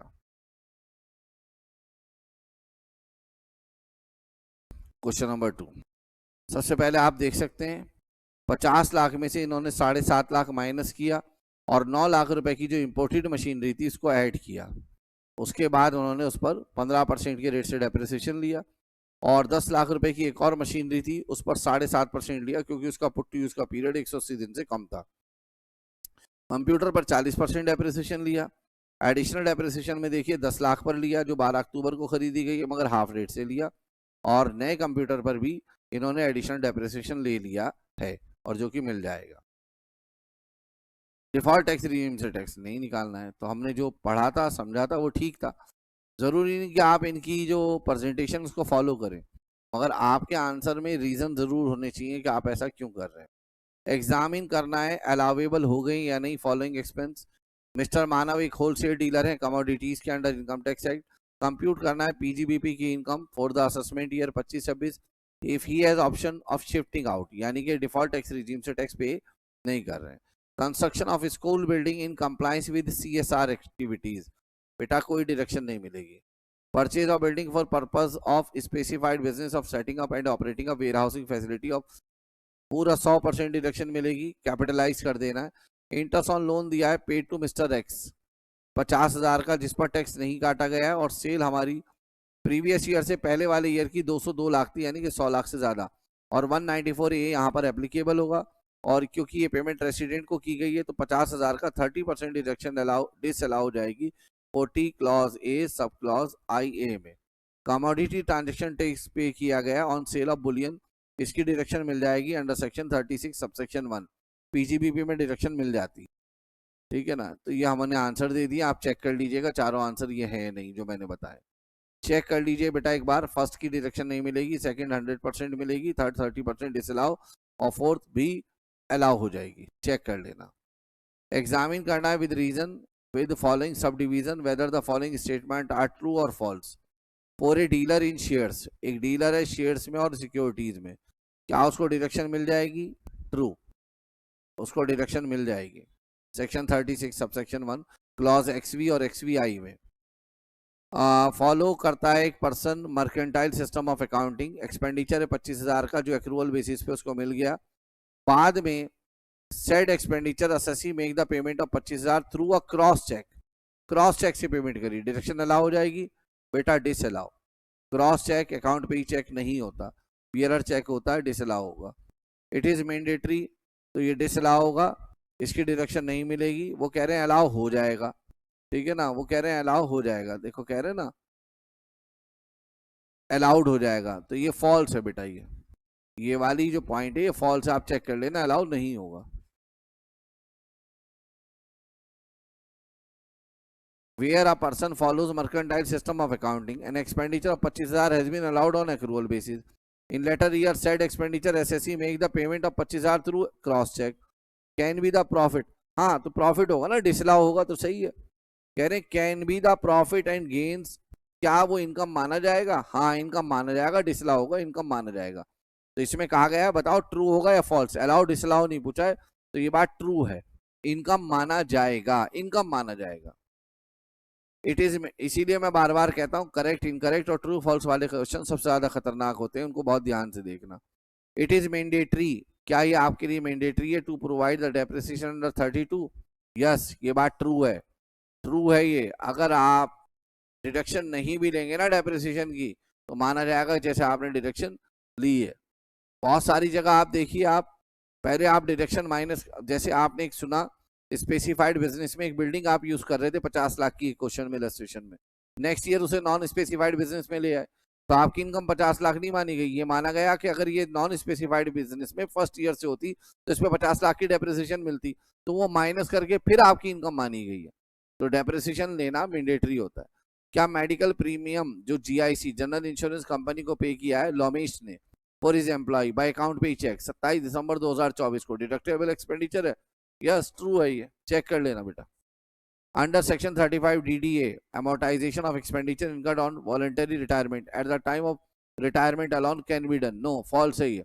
इसकी डिडक्शन 5 इंस्टॉलमेंट में मिलती है, चेक कर लो बेटा.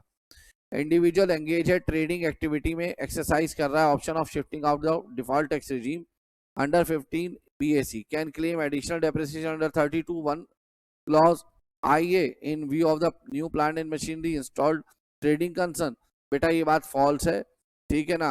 कोई भी सेक्शन 115 BAC में जो टैक्स पे करता है वो एडिशनल डेप्रिसिएशन नहीं ले सकता, और वैसे भी ट्रेडर तो ले ही नहीं सकता ना, ये ट्रेडर है इसलिए नहीं ले सकता ये, और डिफॉल्ट टैक्स रिजीम में जा रहा है इसलिए भी नहीं ले सकता. एग्जामिन करना है allowability of the following expenses.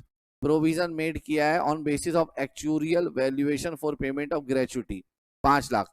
However, no payment on account of gratuity was made before the due date of filing return. बेटा डिडक्शन नहीं मिलेगी. ग्रेचुटी फंड में पैसा डालने पे डिडक्शन तभी मिलती है जब फंड सेटल हो अपॉन अ ट्रस्ट, यानी कि उसे आपने कमीशन ऑफ इनकम टैक्स से अप्रूव कराया हो.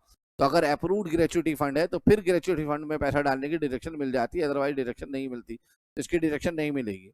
परचेज ऑफ ऑयल सीड किया है 50,000 in cash from a farmer, मिल जाएगी.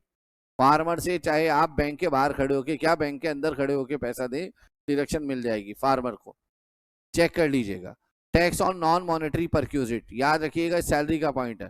नॉन मॉनेटरी परक्यूजिट पर अगर आप कोई टैक्स पे करते हैं तो उसकी डिडक्शन नहीं मिलती. बिजनेसमैन को डिडक्शन नहीं मिलती, एम्प्लॉयर को, और एम्प्लॉय के लिए चीज टैक्सेबल नहीं होती, एग्जेम्प्ट होती है. अंडर सेक्शन अगर मैं गलत नहीं हूँ तो 10 सबसेक्शन 10 CC होना चाहिए सेक्शन, चेक कर लीजिएगा, ठीक है ना. एग्जेम्पशन का एम्प्लॉय के लिए, और एम्प्लॉयर के लिए इसकी डिडक्शन नहीं मिलती. पेमेंट किया है 50,000 का by using credit card for fire insurance, मिल जाएगी डिडक्शन. सैलरी दी है 10 लाख रुपए की outside India by company without deducting tax, बेटा पूरे 100% डिडक्शन डिसअलाउ होगी. 30,000 की पेमेंट ट्रांसपोर्टर को एक दिन में की, डिडक्शन अलाउ हो जाएगी. ट्रांसपोर्टर को पेमेंट 35,000 तक की जा सकती है कैश में. 6 क्वेश्चन है, बताना ट्रू और फॉल्स. पेमेंट की है बिजनेस एक्सपेंडिचर की ऑन 16 फरवरी 2025 को 25,000 की through a cross cheque is hit by the provision of section 48 subsection 3. True बात है, इस पर सेक्शन 48 सबसेक्शन 3 लगेगा, क्योंकि क्रॉस चेक से पेमेंट करोगे तो डिडक्शन नहीं मिलती.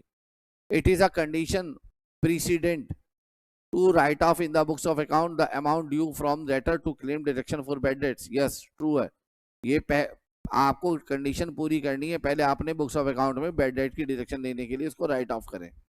Failure to deduct tax at source in accordance with the provision of Chapter 17B from the amount payable to a non-resident as rent or royalty will result in disallowance while computing the business income where the non-resident payee has not paid the tax on due on such income. Yes, true है.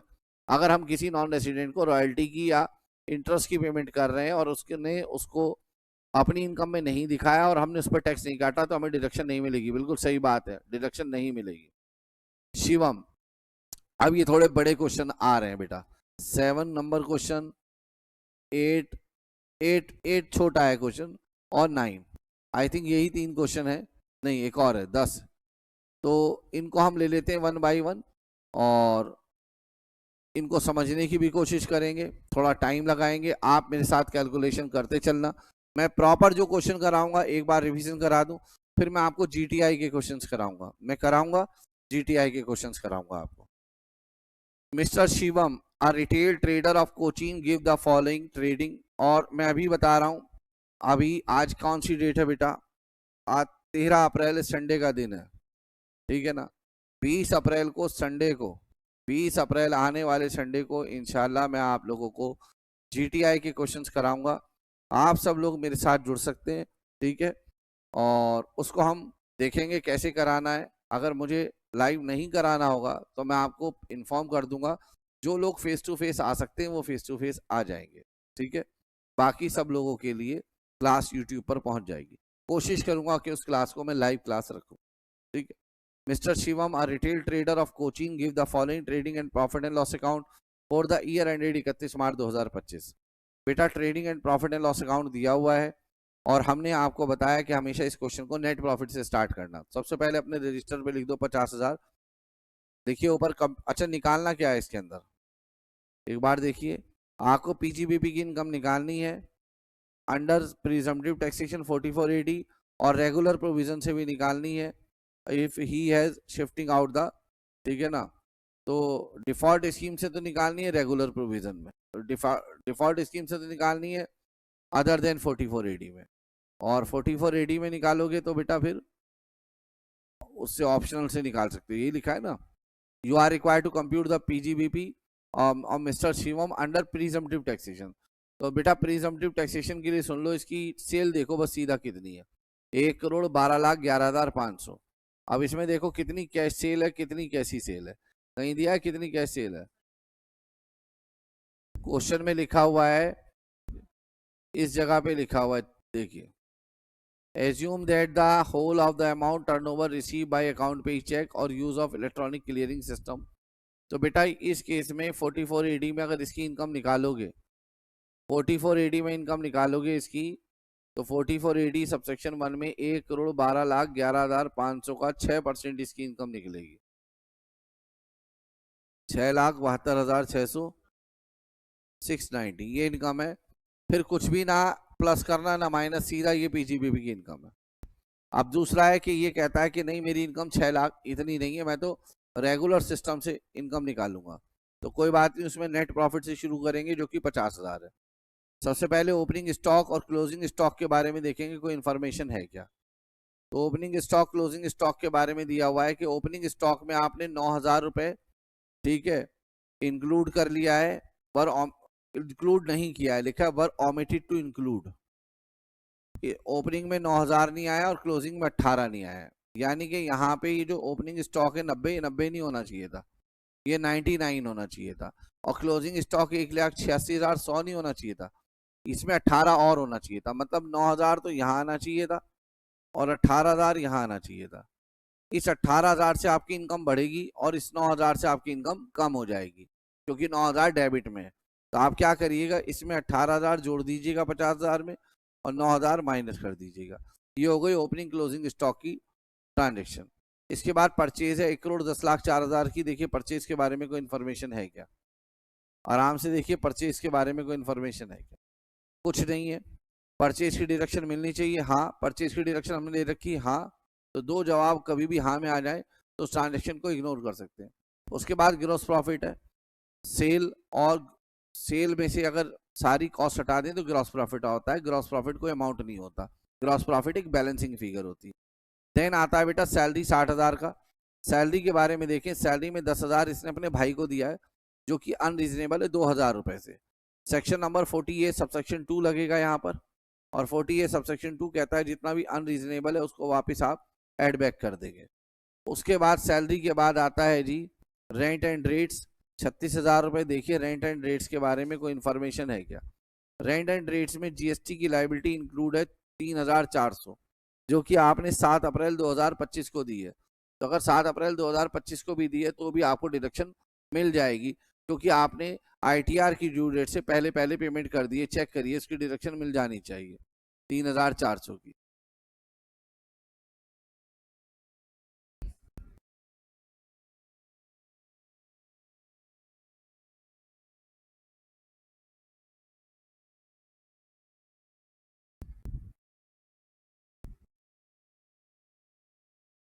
कोई adjustment नहीं होगी, क्योंकि जवाब ये है इसका, ये जो 3400 है ना बेटा, ये इसके अंदर इंक्लूडेड है, इसके अंदर 3436,000 में इंक्लूडेड है, और वो जीएसटी की पेमेंट है, और जीएसटी की डिडक्शन मिल जाती है। मगर शर्त यह है कि सेक्शन 43 भी कहता है जिस टैक्स की भी आप म्युनिसिपल टैक्स या जीएसटी की डिडक्शन आप ले रहे हो तो उसे आईटीआर की ड्यू डेट तक पेमेंट कर दो। तो आपने एक आईटीआर की ड्यू डेट से पहले पेमेंट कर दी है, तो जवाब है डिडक्शन मिलनी चाहिए। हाँ, आपने डिडक्शन ले रखी है, हाँ, तो अब जब दो हाँ आ रहे हैं तो इसको इग्नोर कर सकते हैं आप, इसको अब आप कंसीडर नहीं करेंगे। ये जो मैं बोल रहा हूँ ना, इसको समझना है ना, दो यस और दो नो के पीछे क्या है। तो जो पीजीबीपी की रिवीजन क्लास नंबर 1 डाली है मैंने, उसमें मैंने इसको डिटेल में डिस्कस किया है इस बात को। इसके बाद इंटरेस्ट ऑन लोन है 15,000 का। देखिए इंटरेस्ट ऑन लोन के बारे में कोई इन्फॉर्मेशन है क्या?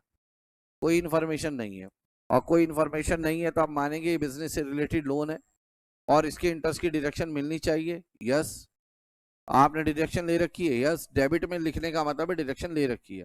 दो यस या दो नो किसी भी ट्रांजेक्शन पे एक साथ आ जाए तो उसको हम इग्नोर कर देंगे। 1,05,000 क्या डिडक्शन मिलनी चाहिए? बेटा नहीं मिलनी चाहिए, क्योंकि ये बुक्स ऑफ अकाउंट की डेप्रिसिएशन है, नहीं मिलनी चाहिए। आपने डिडक्शन ले रखी है। यस, तो एक नो और एक यस आ रहा है, इसे कंसीडर करेंगे, और कंसीडर करने के लिए इसको ऐड करेंगे क्योंकि ये depreciation as per books of account है। देखिए जरा, प्रिंटिंग एंड स्टेशनरी से रिलेटेड नीचे कोई इन्फॉर्मेशन है क्या? प्रिंटिंग एंड स्टेशनरी से रिलेटेड नीचे एक इन्फॉर्मेशन है, और वो इन्फॉर्मेशन है क्या जी? The whole amount of printing and stationery was paid in cash. अगर ये पेमेंट बेटा 10,000 से ज्यादा हुई तो इसकी डिडक्शन आपको डिसअलाउ हो जाएगी। हाँ, तो सेक्शन नंबर 40A सबसेक्शन 3 यहाँ एप्लीकेबल हो गया, और ये सेक्शन कहता है कि आपको डिडक्शन नहीं मिलेगी। तो डिडक्शन मिलनी नहीं चाहिए, आपने ले रखी है। तो एक सवाल है नो में, एक जवाब है नो में, और एक जवाब है यस में। डिडक्शन मिलनी नहीं चाहिए, क्योंकि 40A सबसेक्शन 3 कहता है किसी को भी एक दिन में 10,000 से ज्यादा की पेमेंट कैश में करते हैं तो डिडक्शन नहीं मिलेगी।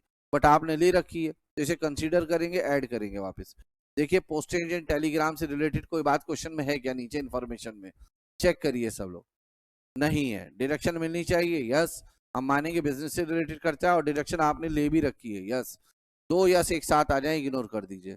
Loss on sale of shares, short term loss हुआ है, ये बेटा बिजनेस एक्सपेंडिचर नहीं है, पीजीबीपी का लॉस नहीं है, इसकी पीजीबीपी में डिडक्शन नहीं मिलनी चाहिए, आपने ले रखी है, इसे कंसीडर करो, वापस एड बैक करो। अदर जनरल एक्सपेंस 7,060, इसके बारे में कोई इन्फॉर्मेशन है नीचे देखो। अदर जनरल एक्सपेंस में 2,000 डोनेशन दी गई है पब्लिक चैरिटेबल ट्रस्ट को। तो बेटा इसमें से जो 2,000 रुपए हैं 7,060 में से, उसकी डिडक्शन आपको नहीं मिलेगी। यहाँ पर आपने डिडक्शन ले रखी है, ठीक है, मिलेगी नहीं, आपने ले रखी है, तो इसे कंसीडर किया जाएगा। इस 2,000 को हम ऐड कर देंगे। डेबिट साइड अब पूरी हो गई, अब हम क्रेडिट पे चलते हैं। क्रेडिट में सबसे पहले सेल था, पीजीबीपी की इनकम है। यस, आपने पीजीबीपी में ले रखा है। Yes, ignore. क्लोजिंग स्टॉक को पहले ही कंसीडर कर लिया हमने 18,000। ग्रॉस प्रॉफिट बेटा बैलेंसिंग फिगर होती है। इनकम फ्रॉम यूटीआई, पीजीबीपी की इनकम है। नो, आपने पीजीबीपी में ले रखा है। यस, इसे कंसीडर करो। 2,400 रुपए को कंसीडर करने के लिए इसमें से क्या कर दो? माइनस, और बाकी क्रेडिट में कुछ नहीं है। इसके बाद फर्स्ट इंफॉर्मेशन हो गई, सेकंड हो गई, थर्ड हो गई, फोर्थ नहीं हुई, फिफ्थ और सिक्स्थ भी हो गई है। फोर्थ देख लेते हैं क्या है। हमारी depreciation as per books of profit and loss 1,05,000 है। वो कैसे आई है? कह रहे हैं opening balance of plant and machinery WDV का माइनस करके 4,20,000 है ओपनिंग WDV, और एक नया प्लांट हमारा इस ब्लॉक में आया है 70,000 रुपए का, है ना, 1 जुलाई को, और दो प्लांट हमने 50,000 के बेच दिए। तो पहले हमारे पास प्लांट कितने का था? 4,20 का। फिर हमने 70,000 का खरीदा, 50,000 का बेचा, माइनस कर दो, ये आ गया 4 लाख। आप पहले बताओ हम मैन्युफैक्चरर हैं या ट्रेडर हैं? क्वेश्चन में कहीं लिखा है ट्रेडर है। 4,40 का बेटा प्लांट एंड मशीनरी पर डेप्रिसिएशन इन्होंने निकाला है, और कहा है कि 1,05,000 हमने इसके ऊपर निकाला है। अब 1,05,000 कैसे निकाला वो हमने नहीं देखना, हमने देखना हमारा डेप्रिसिएशन कितना बनेगा। तो 4,40,000 पर 15% के रेट से डेप्रिसिएशन निकालेंगे। इसमें कहीं पर भी डेप्रिसिएशन हाफ नहीं होगा, क्योंकि जो आपने एसेट खरीदी है वो 1 जुलाई को खरीद लिया। तो 4,40 का 15% 66,000 बनेगा, और इस पर एडिशनल डेप्रिसिएशन नहीं मिलेगा। दो कारण है, एक तो ये ट्रेडर है, और दूसरा ये जो हम कैलकुलेशन कर रहे हैं डिफॉल्ट टैक्स रिजीम में कर रहे हैं, और ट्रेडर को भी नहीं मिलती डेप्रिसिएशन एडिशनल, और डिफॉल्ट टैक्स रिजीम वाले पेमेंट टैक्स कंप्यूटेशन में भी नहीं मिलती आपको एडिशनल डेप्रिसिएशन। तो यहाँ पे जो डिडक्शन मिलेगी हमको डेप्रिसिएशन की, वो मिलेगी डेप्रिसिएशन की डिडक्शन अंडर सेक्शन 32 सबसेक्शन 1 66,000। ये सब माइनस कर दो, माइनस करके मुझे बताओ कितनी इनकम आपकी आ रही है। 50,000 plus 18,000 minus 9,000 plus 2,000 plus 1,05,000 plus 10,000 plus 8,100 plus 2,000 minus 2,400 minus 66,000। कोई चीज रही तो नहीं बेटा? 23,200 वो रह गया हमारा। अच्छा वो 10,000 लिया हमने, सॉरी गलती से ले लिया बेटा 10,000, वो 23,200 है पूरा, पूरा 23,200 डिसला होगा। तो 10 जो भी आंसर आया उसमें 10,000 प्लस कर दो, 23,200 माइनस कर, वो 10,000 माइनस कर दो, 23,200 प्लस कर दो, क्योंकि प्रिंटिंग एंड स्टेशनरी का पूरा 23,200 डिसला होगा, हमने गलती से 10,000 ले लिया। ठीक है, चमड़े की जबान बेटा फिसल जाती है, ठीक है ना। हाँ तो बताइए कितना है?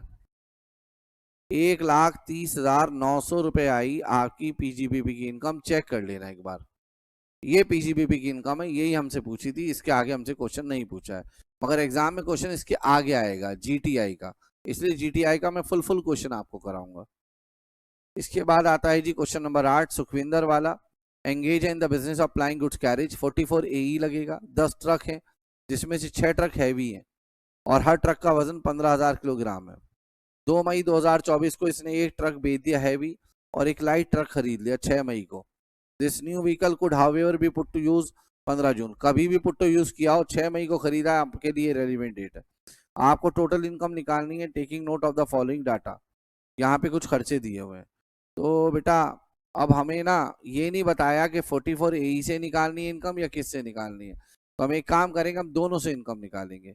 हम पहले 44 AE से निकालते हैं, और जो 6 हैवी व्हीकल हैं पहले उस पर अप्रैल और मई की इनकम निकालते हैं। 6 इंटू में 15,000 इंटू में बेटा 6 इंटू में 15,000 इंटू में अप्रैल और मई की इनकम, फिर 6 में से एक ट्रक चला गया, 5 ट्रक बचे, 5 इंटू में 15,000 इंटू में 10 महीना। अच्छा फिर हम लाइट व्हीकल की इनकम निकालते हैं, लाइट व्हीकल है 4 शुरू में, 4 इंटू में 7,500 अप्रैल और मई में 2 महीने, 2 महीने की इनकम।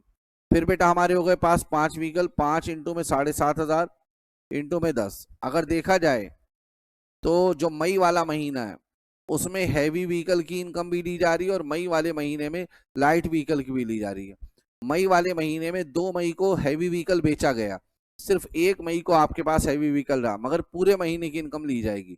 और 6 महीने को लाइट व्हीकल खरीदा गया है तो इसकी भी पूरे महीने की इनकम ली की जाएगी। यानी कि अगर देखे जाए मई महीने में कहीं ना कहीं आपकी 11 महीने की इनकम ली जा रही है मई वाले महीने में, ठीक है ना, मई वाले महीने में, ठीक है ना। तो आप मुझे बताइए कितनी इनकम आ गई, आप चेक कर लीजिएगा 13,65,000 वहां पे आ रही है नहीं आ रही है।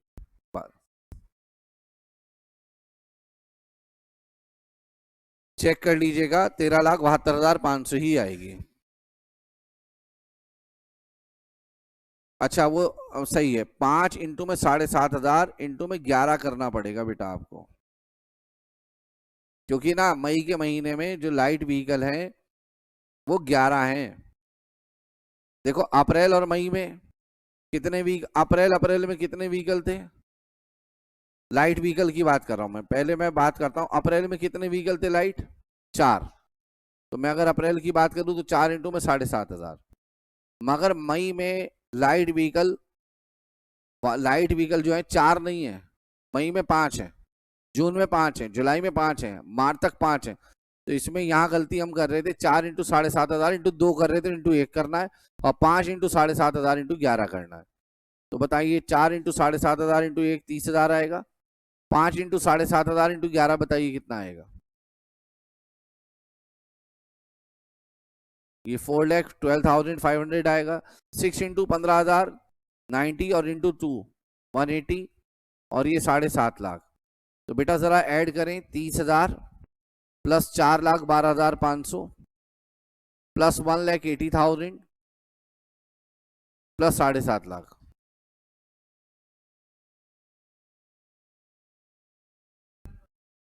13,72,500 आपकी इनकम आएगी। और इस पे एक बार हम नॉर्मल स्कीम से भी इनकम निकालेंगे। वो कैसे निकालेंगे? इनका नेट प्रॉफिट है, और नेट प्रॉफिट है इनका 4,45,000, और अदर बिजनेस इनकम कितनी है देखना, कितनी इनकम दी हुई है पीछे।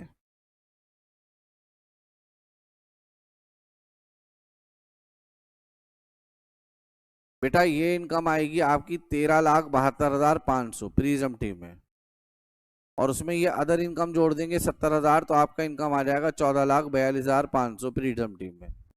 नॉर्मल में कितनी इनकम दी है चेक कर लो बेटा, 4,45 ये दी हुई है आपको क्वेश्चन में, इसकी कैलकुलेशन करने की कोई जरूरत ही नहीं। और 70 ये बेटा अदर बिजनेस इनकम है जो कि नॉन बिजनेस है, आप इसको इनकम फ्रॉम अदर सोर्स कह सकते हो। तो ये 5,15,000 हो गई। तो आप ये चाहे सुखविंदर तो कह दे कि मैं डिफॉल्ट टैक्स प्रीजम्पटिव इनकम फॉलो नहीं करूंगा, अकाउंट बना ले, ठीक है ना। ऑडिट कराने की जरूरत नहीं है क्योंकि टर्नओवर 1 करोड़ से ज्यादा नहीं है। इसके बाद ये क्वेश्चन नंबर 9 है, राजू वाला मैन्युफैक्चरर है, और इसको हम बेटा नेट प्रॉफिट से शुरू करेंगे। अब इसमें क्वेश्चन में हमें देखना है कि कौन सी स्कीम से हमें कंप्यूटेशन करने को कह रहा है। He pays tax under default tax regime, और इग्नोर करना है सेक्शन नंबर 14A की एप्लीकेशन। 14A की एप्लीकेशन क्या होती है मैं आपको बता दूं। कोई भी एग्जिम्ड इनकम को कमाने में अगर कोई खर्चा किया गया है तो उसकी डिडक्शन नहीं मिलती, कह रहे उसको अभी इग्नोर कर दो आप, ठीक है ना। राजू के लिए इनकम कंप्यूट करनी है और टोटल इनकम कंप्यूट करनी है, ये वर्ड देखना है, ये जीटीआई का क्वेश्चन है। और कहा गया है कि डिफॉल्ट टैक्स रिजीम में टैक्स पे करेगा तो हमें डिफॉल्ट टैक्स रिजीम के हिसाब से हम देख लेते हैं। नेट प्रॉफिट इसका है 5 लाख रुपए, नेट प्रॉफिट लिख लेते हैं 5 लाख रुपए।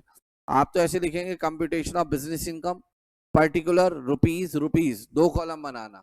पर्टिकुलर में सबसे पहले लिखना बिजनेस इनकम, उसके नीचे लिखना net profit as per profit and loss account 5 lakh. और अब बेटा 1 बाय 1 देखते चलना। ओपनिंग क्लोजिंग स्टॉक के बारे में देखो कोई इंफॉर्मेशन है क्या। ओपनिंग क्लोजिंग स्टॉक के बारे में क्वेश्चन में कोई इंफॉर्मेशन है क्या?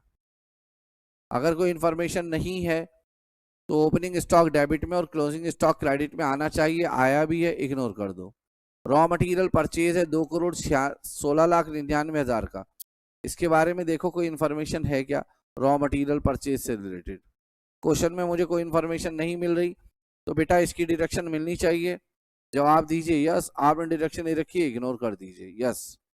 Manufacturing wages and expenses 5,70,000, check करिए इसके बारे में कोई इंफॉर्मेशन है क्या। नो, इसकी डिडक्शन मिलनी चाहिए यस, आपने ले रखी है इग्नोर। तो बेटा ये भी इग्नोर, ये भी इग्नोर, ये भी इग्नोर, इधर से ये इग्नोर। सेल्स बिजनेस इनकम है यस, ले रखी, बिजनेस में दिया हुआ यस, इग्नोर। अब आइए एडमिनिस्ट्रेटिव एक्सपेंस 3,26,000, देखिए इसके बारे में कहा गया है 46,000 रुपए की कमीशन दी अपने भाई को, जबकि ये मार्केट वैल्यू के हिसाब से 30,000 का काम है। तो बेटा तो 36 की डिडक्शन मिलनी चाहिए, आपने इसमें 36 की मिलनी चाहिए, आपने कितने की ले रखी है 46 की, तो इसमें 10,000 रुपए एक्स्ट्रा है बेटा, वो डिडक्शन आपको नहीं मिलनी चाहिए, आपने ले रखी है, इसे कंसीडर करो। इस 10,000 रुपए को 40A सबसेक्शन 2 के अनुसार ऐड कर दो नेट प्रॉफिट में। एडमिनिस्ट्रेटिव एक्सपेंस के आगे चलो। SGST की पेनल्टी है, पेनल्टी बेटा किसी भी लॉ के तोड़ने पे दी जाए डिडक्शन नहीं मिलती, और आपने डिडक्शन ले रखी है, तो एक सवाल का जवाब नो में और एक का यस में। ये जो मैं नो यस कह रहा हूं ना, कृपया करके पीजीबीपी की क्लास नंबर 1 जरूर देखिएगा जो मेरी रिवीजन क्लास है, उसमें मैंने थोड़ा समझाने की कोशिश की है। भाई आप देखिए ना, SGST पेनल्टी की डिडक्शन नहीं मिलती, कोई भी ब्रीच ऑफ लॉ करने पर डिडक्शन नहीं मिलती पेनल्टी की, बट आपने ले रखी है, डेबिट करने का मतलब डिडक्शन लिया हुआ है, इसे कंसिडर करेंगे और इसको हम ऐड करेंगे। जीएसटी पेड, चेक करिए जीएसटी पेड के बारे में कोई इंफॉर्मेशन है क्या, नहीं, तो जीएसटी की डिडक्शन मिलनी चाहिए यस, पे किया है तो आपने डिडक्शन ले रखी है yes, ignore it. General expense 54,000, check करिए इसके बारे में कोई इंफॉर्मेशन है क्या। जर्नल एक्सपेंस जवाब है कोई इसके बारे में कोई इंफॉर्मेशन नहीं है तो डिडक्शन मिलनी चाहिए यस, आपने डिडक्शन ले रखी है यस। इंटरेस्ट टू बैंक दिया ऑन मशीनरी टर्म लोन 60,000 का, आइए इसके बारे में कुछ ना कुछ इंफॉर्मेशन जरूर होगी, ठीक है। इंटरेस्ट ऑन लोन के बारे में चेक करिए कहीं है क्या। एक दिया हुआ है 4th point, bank term loan interest actually paid on 31 March 2025 20,000 और बैलेंस दिया गया है नवंबर 25 में। तो यहाँ पे बेटा सेक्शन लग जाएगा 43B। इसमें से 20,000 की डिडक्शन तो आपको मिलनी चाहिए, आपने ले रखी हुई है, कुछ नहीं करना। मगर जो 40,000 है जिसकी आपने पेमेंट नहीं की उसकी डिडक्शन नहीं मिलनी चाहिए और आपने ले रखी है, तो 40,000 आप एड बैक कर देंगे क्योंकि आपने ITR की ड्यू डेट तक उसकी पेमेंट नहीं की, तो 60,000 में से 40 की डिडक्शन नहीं मिलेगी। डेप्रिसिएशन को मैं मान लेता हूँ अभी एज पर द बुक्स है, इसलिए पूरा 2 लाख रुपए जोड़ देता हूँ। अगर बाद में कुछ नहीं कहा होगा डेप्रिसिएशन के बारे में तो मैं मान लूंगा यही एज पर इनकम टैक्स है, फिर इसी को मैं माइनस कर दूंगा अगर नहीं कहा होगा तो, ठीक है ना। अब क्रेडिट पे चलता हूँ। सेल्स और क्लोजिंग स्टॉक हो चुका, ग्रॉस प्रॉफिट बेटा आपका बैलेंसिंग फिगर होता है। डिविडेंड मिला है डोमेस्टिक कंपनी से, बेटा पीजीबीपी की इनकम नहीं होती, पीजीबीपी में लिया हुआ है, प्रॉफिट एंड लॉस में क्रेडिट करने का मतलब पीजीबीपी में लिया हुआ है, इसे हटा दो यहाँ से। एग्रीकल्चर इनकम पीजीबीपी की इनकम क्या है, ये तो इनकम ही नहीं होती, एग्जेम्प्ट होती है, और आपने पीजीबीपी में लिया हुआ है, इसे भी कंसीडर करो। 1,80,000 हटा दो। अब इंफॉर्मेशन देखो, एडमिनिस्ट्रेटिव हो गया, असेसी ने 33,000 रुपए कैश में दिए ट्रांसपोर्टर को और ये अमाउंट मैन्युफैक्चरिंग एक्सपेंस में इंक्लूडेड है, कोई बात नहीं, 35,000 तक अलाउ हो जाता है। इसकी डिडक्शन मिलनी चाहिए, यस। डिडक्शन ले रखी है, यस, इग्नोर। 4,000 रुपए पर मंथ एक सैलरी देते हो अपने स्टाफ को पूरे ईयर और इस पर इसको रिकॉर्ड नहीं किया गया बुक्स ऑफ अकाउंट में। इसके 2 आंसर है बेटा, ये बड़ा इंपॉर्टेंट पॉइंट है, इसके 2 आंसर है। एक तो यह है कि जो 48,000 आपने पेमेंट किया है इसकी डिडक्शन ले लो, एक सिंपल आंसर तो यह है कि इसकी डिडक्शन ले लो। और एक ये है कि ये अनएक्सप्लेन्ड एक्सपेंडिचर है और अनएक्सप्लेन्ड एक्सपेंडिचर पर बेटा सेक्शन नंबर 115 BBE लगता है। आपको मैं दिखाता हूं इसका सॉल्यूशन, आप तब समझेंगे मैं क्या कह रहा हूं। क्वेश्चन नंबर कौन सा है बेटा?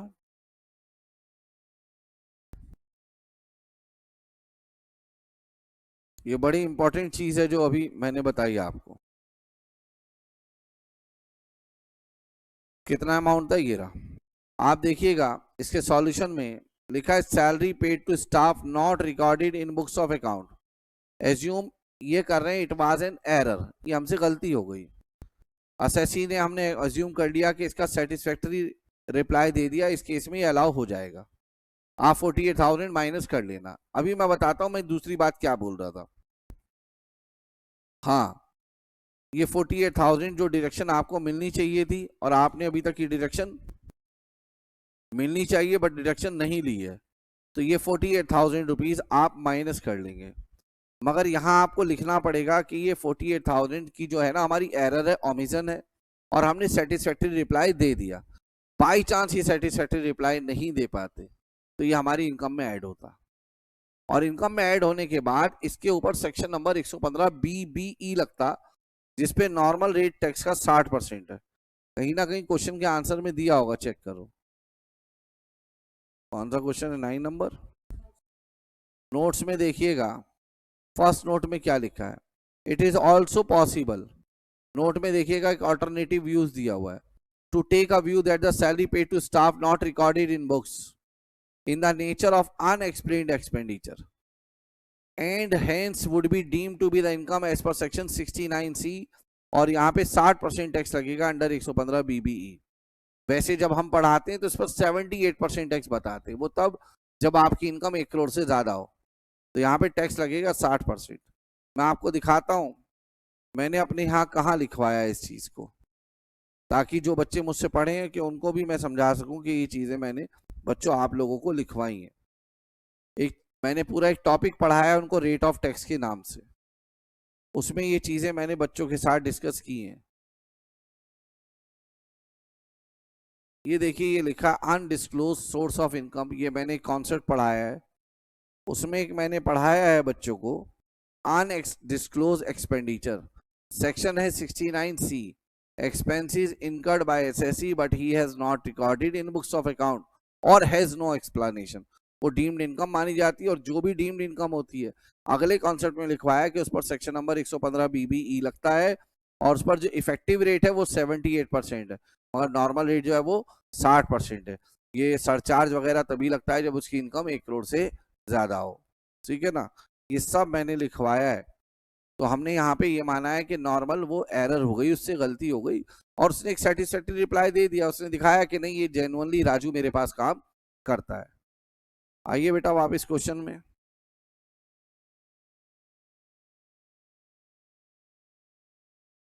तो फर्स्ट सेकंड थर्ड फोर्थ हो गया, बैंक का हो गया था। एक हाउसिंग लोन है, प्रिंसिपल रीपे किया है 50,000 रुपए का, रिलेट्स टू रेसिडेंशियल प्रॉपर्टी जिसने 23-24 में ली थी for self occupation, interest on housing loan 23,000, housing loan was taken from Canara bank, these amounts were not deal in profit and loss account. देखिए house property पे जो इंटरेस्ट देते हैं वो वैसे भी प्रॉफिट एंड लॉस में नहीं आता। पीजीबीपी में डिडक्शन मिलनी चाहिए थी, नो। आपने पीजीबीपी में लिया, नो, इग्नोर। और आपको इसकी हाउस प्रॉपर्टी में भी डिडक्शन नहीं मिलेगी, क्योंकि कोई भी प्रॉपर्टी अगर सेल्फ ऑक्यूपाइड हो तो उसके इंटरेस्ट की डिडक्शन अंडर सेक्शन 24 क्लॉज भी नहीं मिलेगी, जीरो मिलेगी अगर आप अपनी इनकम को डिफॉल्ट टैक्स रिजीम में कंप्यूट कर रहे हैं। हाँ, अगर डिफॉल्ट टैक्स रिजीम में कंप्यूट नहीं कर रहे तो ये डिडक्शन 2 लाख रुपए तक मिल सकती है, प्रोवाइडेड आपने 3 कंडीशन पूरी की है, अदरवाइज ये डिडक्शन 30,000 की है।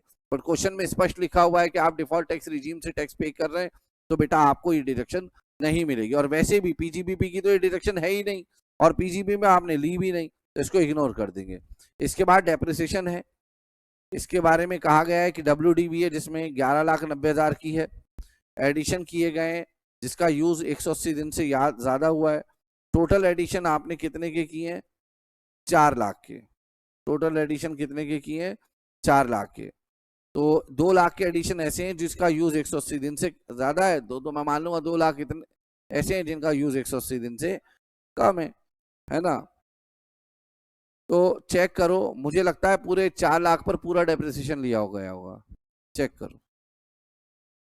हाफ किया गया है, 15%, 7.5% किया गया कहीं 2 लाख पर। वैसे ये कंफ्यूजिंग लैंग्वेज है, ये जो वर्ड लिखा है ना यूज, ये कोई मायने नहीं रखता, यूज वर्ड होना चाहिए पुट टू यूज। हो सकता है आपने 1 अप्रैल को कोई एसेट पुट टू यूज किया और पूरे साल यूज ही ना किया हो, उसे मैं लिख दूं क्वेश्चन बनाते समय यूज ओनली फॉर 1 डे, तो ये कंफ्यूजिंग लैंग्वेज है। मेरा मानना यहाँ ये था कि आपने कुछ मशीन 4 में से 2 लाख की मशीन ऐसी है जो मान लो 190, 200 दिन यूज की है, कुछ मशीन ऐसी है जो 170 दिन, 180 से कम यूज की है, मगर इसका मतलब ये नहीं कि उसका पीरियड पुट टू यूज 180 दिन से कम हो गया। पुट टू यूज का जो पीरियड 180 दिन देखते हैं उसका मतलब ये है कि पहली बार जो आपने पुट टू यूज की वहां से लेकर प्रीवियस ईयर का एंड यानी कि 31 मार्च तक का टोटल टेन्योर 180 दिन से ज्यादा बने। उसका मतलब ये बिल्कुल भी नहीं है कि रोज आप 180 दिन से ज्यादा यूज करें। अगर आप 180 दिन से कम भी यूज कर रहे हैं तो भी वो बेटा पुट टू यूज माना जाएगा 180 दिन से कम। मतलब मान लीजिए आपने कोई मशीनरी 1 मई 2024 को पहली बार पुट टू यूज की और 5 मई तक यूज किया, सिर्फ 5 दिन, फिर यूज ही नहीं किया, तो हम तो यही लिखेंगे ना, use only for 5 days during the previous year and first time it was put to use on 1 May, सिर्फ 5 ही दिन यूज किया। डेप्रिसिएशन आपको फिर भी फुल मिलेगी क्योंकि पहली बार जो पुट टू यूज किया था वहां से लेकर 31 मार्च तक का टेन्योर पूरा बनता है। मगर यहाँ पे इन्होंने जो मीनिंग लिया है वो ये लिया है, इस 11,90,000 का तो बनेगा 15%, इस 2 लाख का बनेगा 15%, और इस 4 लाख में से 2 लाख माइनस करके बाकी का बनेगा 7.5%। ठीक है ना। अब आप एक काम करिए, डेप्रिसिएशन निकाल दीजिए मुझे। टोटल डेप्रिसिएशन आ रहा है 2,23,500। आंसर में भी चेक कर लीजिए 2,23,500 है क्या आंसर में डेप्रिसिएशन। ये 2,23,500 का डेप्रिसिएशन यहाँ पे हम माइनस करेंगे सबसे लास्ट में। आप अपना कैलकुलेटर उठाइए, डेप्रिसिएशन माइनस करने से पहले मुझे पीजीबीपी की इनकम बताइए। PGBP income before depreciation 2,23,500 minus करने से पहले, ये अच्छा ये 5 लाख है, 5,12,000, इसमें से अब डेप्रिसिएशन माइनस करिए, कितना था? 2,23,000। ये मैंने इसलिए चेक करवाया कि ऐसा ना हो कि कभी डेप्रिसिएशन का अमाउंट पीजीबीपी की इनकम से ज्यादा हो। अगर ऐसा होता तो हम उसको अनएब्जॉर्ब डेप्रिसिएशन कह देते। बताइए पीजीबीपी की इनकम कितनी आई? 2,88,500, ये आपकी बिजनेस इनकम है। इसके अलावा बेटा एक आपकी इनकम डोमेस्टिक डिविडेंड है 15,000 रुपए का, ये आपकी इनकम फ्रॉम अदर सोर्स है 15,000, है ना। हाउस प्रॉपर्टी की कोई इनकम नहीं मिलेगी आपको, और इसके अतिरिक्त आपको कोई डिडक्शन भी नहीं मिलेगी। तो आप क्या करिए, इसको समझ लीजिएगा बेटा। तो आपकी 2,88,500 तो आ गई बिजनेस इनकम। हाउस प्रॉपर्टी की इनकम हमने नील कर दिया है, और यहाँ लिखा भी है कि जो डिडक्शन है इंटरेस्ट ऑन हाउसिंग लोन वो नहीं मिलेगी डिफॉल्ट टैक्स रिजीम में। डिविडेंड 15,000 है, टोटल इनकम ये आ गई। डिडक्शन बेटा आपकी नील हो जाएंगी, क्योंकि एटीसी से एटीयू तक की डिडक्शन नहीं मिलती। डिफॉल्ट टैक्स रिजीम में मात्र 3 डिडक्शन मिलती है, एटीसीसीडी सबसेक्शन 2, एटी सीसीएच सबसेक्शन 2 और ATJJA, बस और कोई नहीं मिलती। ठीक है, चलिए इसके अलावा अब आता है जी question number last.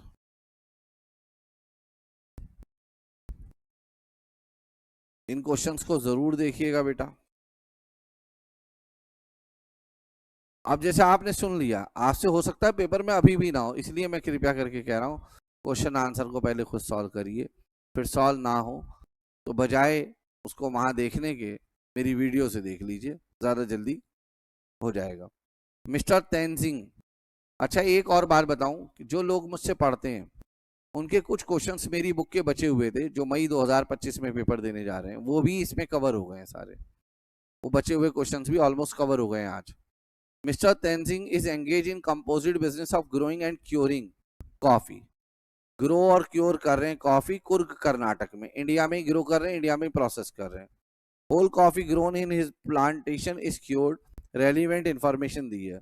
Opening balance of car है only asset in the block 1 April 2024, और ये डेप्रिसिएशन माइनस करके 3 लाख का बेटा 15% डेप्रिसिएशन निकालेंगे। Opening balance of plant and machinery 15 lakh का भी 15% निकालेंगे। Expenses incurred on grown coffee, sale value of coffee, ये सब दिया हुआ है। बेटा आप क्या काम करिए, जो सेल वैल्यू है 22 लाख, उसमें से जो फैक्ट्री में खर्चे हुए हैं वो, और जो कॉफ़ी क्योर करने में खर्चे हुए हैं वो, ये माइनस कर दीजिए। और 15 लाख का 15% डेप्रिसिएशन माइनस कर दीजिए, 2,25,000। 3 लाख का 15% कार का डेप्रिसिएशन आएगा 45,000। बट कार ऐसी चीज़ है जो पर्सनल यूज में भी आती है, यहाँ लिखा है डिस अलावेंस करना है कार का 20%, ठीक है ना, 20%। तो 45,000 की कार है, उसका 45,000 का कार का डेप्रिसिएशन, उसका 20% बनता है 9,000, यानी कि डेप्रिसिएशन मिल जाएगा आपको 36,000। 45,000 का डेप्रिसिएशन है कार का, उस पर 45,000 का 20% डेप्रिसिएशन डिसअलाउ हो जाएगा। ये जो डिसअलाउ किया है ये सेक्शन 38 में आपने डिसअलाउ किया। इसके अलावा कार के एक्सपेंस है 50,000, पूरे 50,000 की डिडक्शन नहीं मिलेगी, 50,000 में से 50,000 का 20% आप डिसअलाउ कर दीजिए, क्योंकि कार पर्सनल यूज में भी ली जाती है। 40,000 कार का आप एक्सपेंडिचर माइनस कर दीजिए। तो झुंझुना उठाइए, यानी कि कैलकुलेटर। 22 लाख में से 3,10,000 का ग्रो करने का खर्चा, 3 लाख का क्योर करने का खर्चा, 2,25,000 मशीन की डेप्रिसिएशन, 36,000 कार की डेप्रिसिएशन पर्सनल वाली माइनस करने के बाद, और 40,000 कार के एक्सपेंडिचर माइनस करिए, और मुझे इनकम बताइए कितनी है। 12,89,000 ये कॉफी के बिजनेस की इनकम है। इसमें से 25% निकालिए, जो भी इसका 25% आएगा वो आपका टैक्सेबल अमाउंट होगा, आप चेक कर लीजिए। 3,22,250 चेक कर लेते हैं बेटा। ये 3,22,250, 12,89,000 टोटल इनकम आई थी, उसका 25%, बाकी का 75% एग्जेम्प्ट इनकम है। तो मैंने कोशिश की है कि स्पीड के साथ आपको एक ओवरव्यू दे दिया जाए, और मैंने सारे प्रैक्टिकल प्रॉब्लम और इलस्ट्रेशन सब कंसीडर किए हैं। आज की इस क्लास के लिए इतना ही, नेक्स्ट क्लास में नए चैप्टर के साथ मिलेंगे, तब तक के लिए बाय बाय। कृपया करके क्वेश्चन आंसर हाथ से करिए, कॉन्सेप्ट का सारा देखिए, क्वेश्चन आंसर अगर नहीं भी पूरा देख रहे चलेगा मुझको, मगर हाथ से करिए क्वेश्चन आंसर, ठीक है। मैं ये नहीं चाहता मेरी वीडियो पे आप टाइम लगाएं, हाँ टाइम लगाएं उस चीज़ पर जो आपको जल्दी रिवाइज करना है कॉन्सेप्ट। क्वेश्चन आंसर बेटा खुद करिए, क्योंकि एग्जाम में क्वेश्चन आंसर पूछा जाएगा। क्वेश्चन आंसर कृपया करके सब लोग करिए, कॉपी पे एक एक क्वेश्चन करिए। आज के लिए इतना ही, नेक्स्ट क्लास में मुलाकात करते हैं, तब तक के लिए बाय बाय।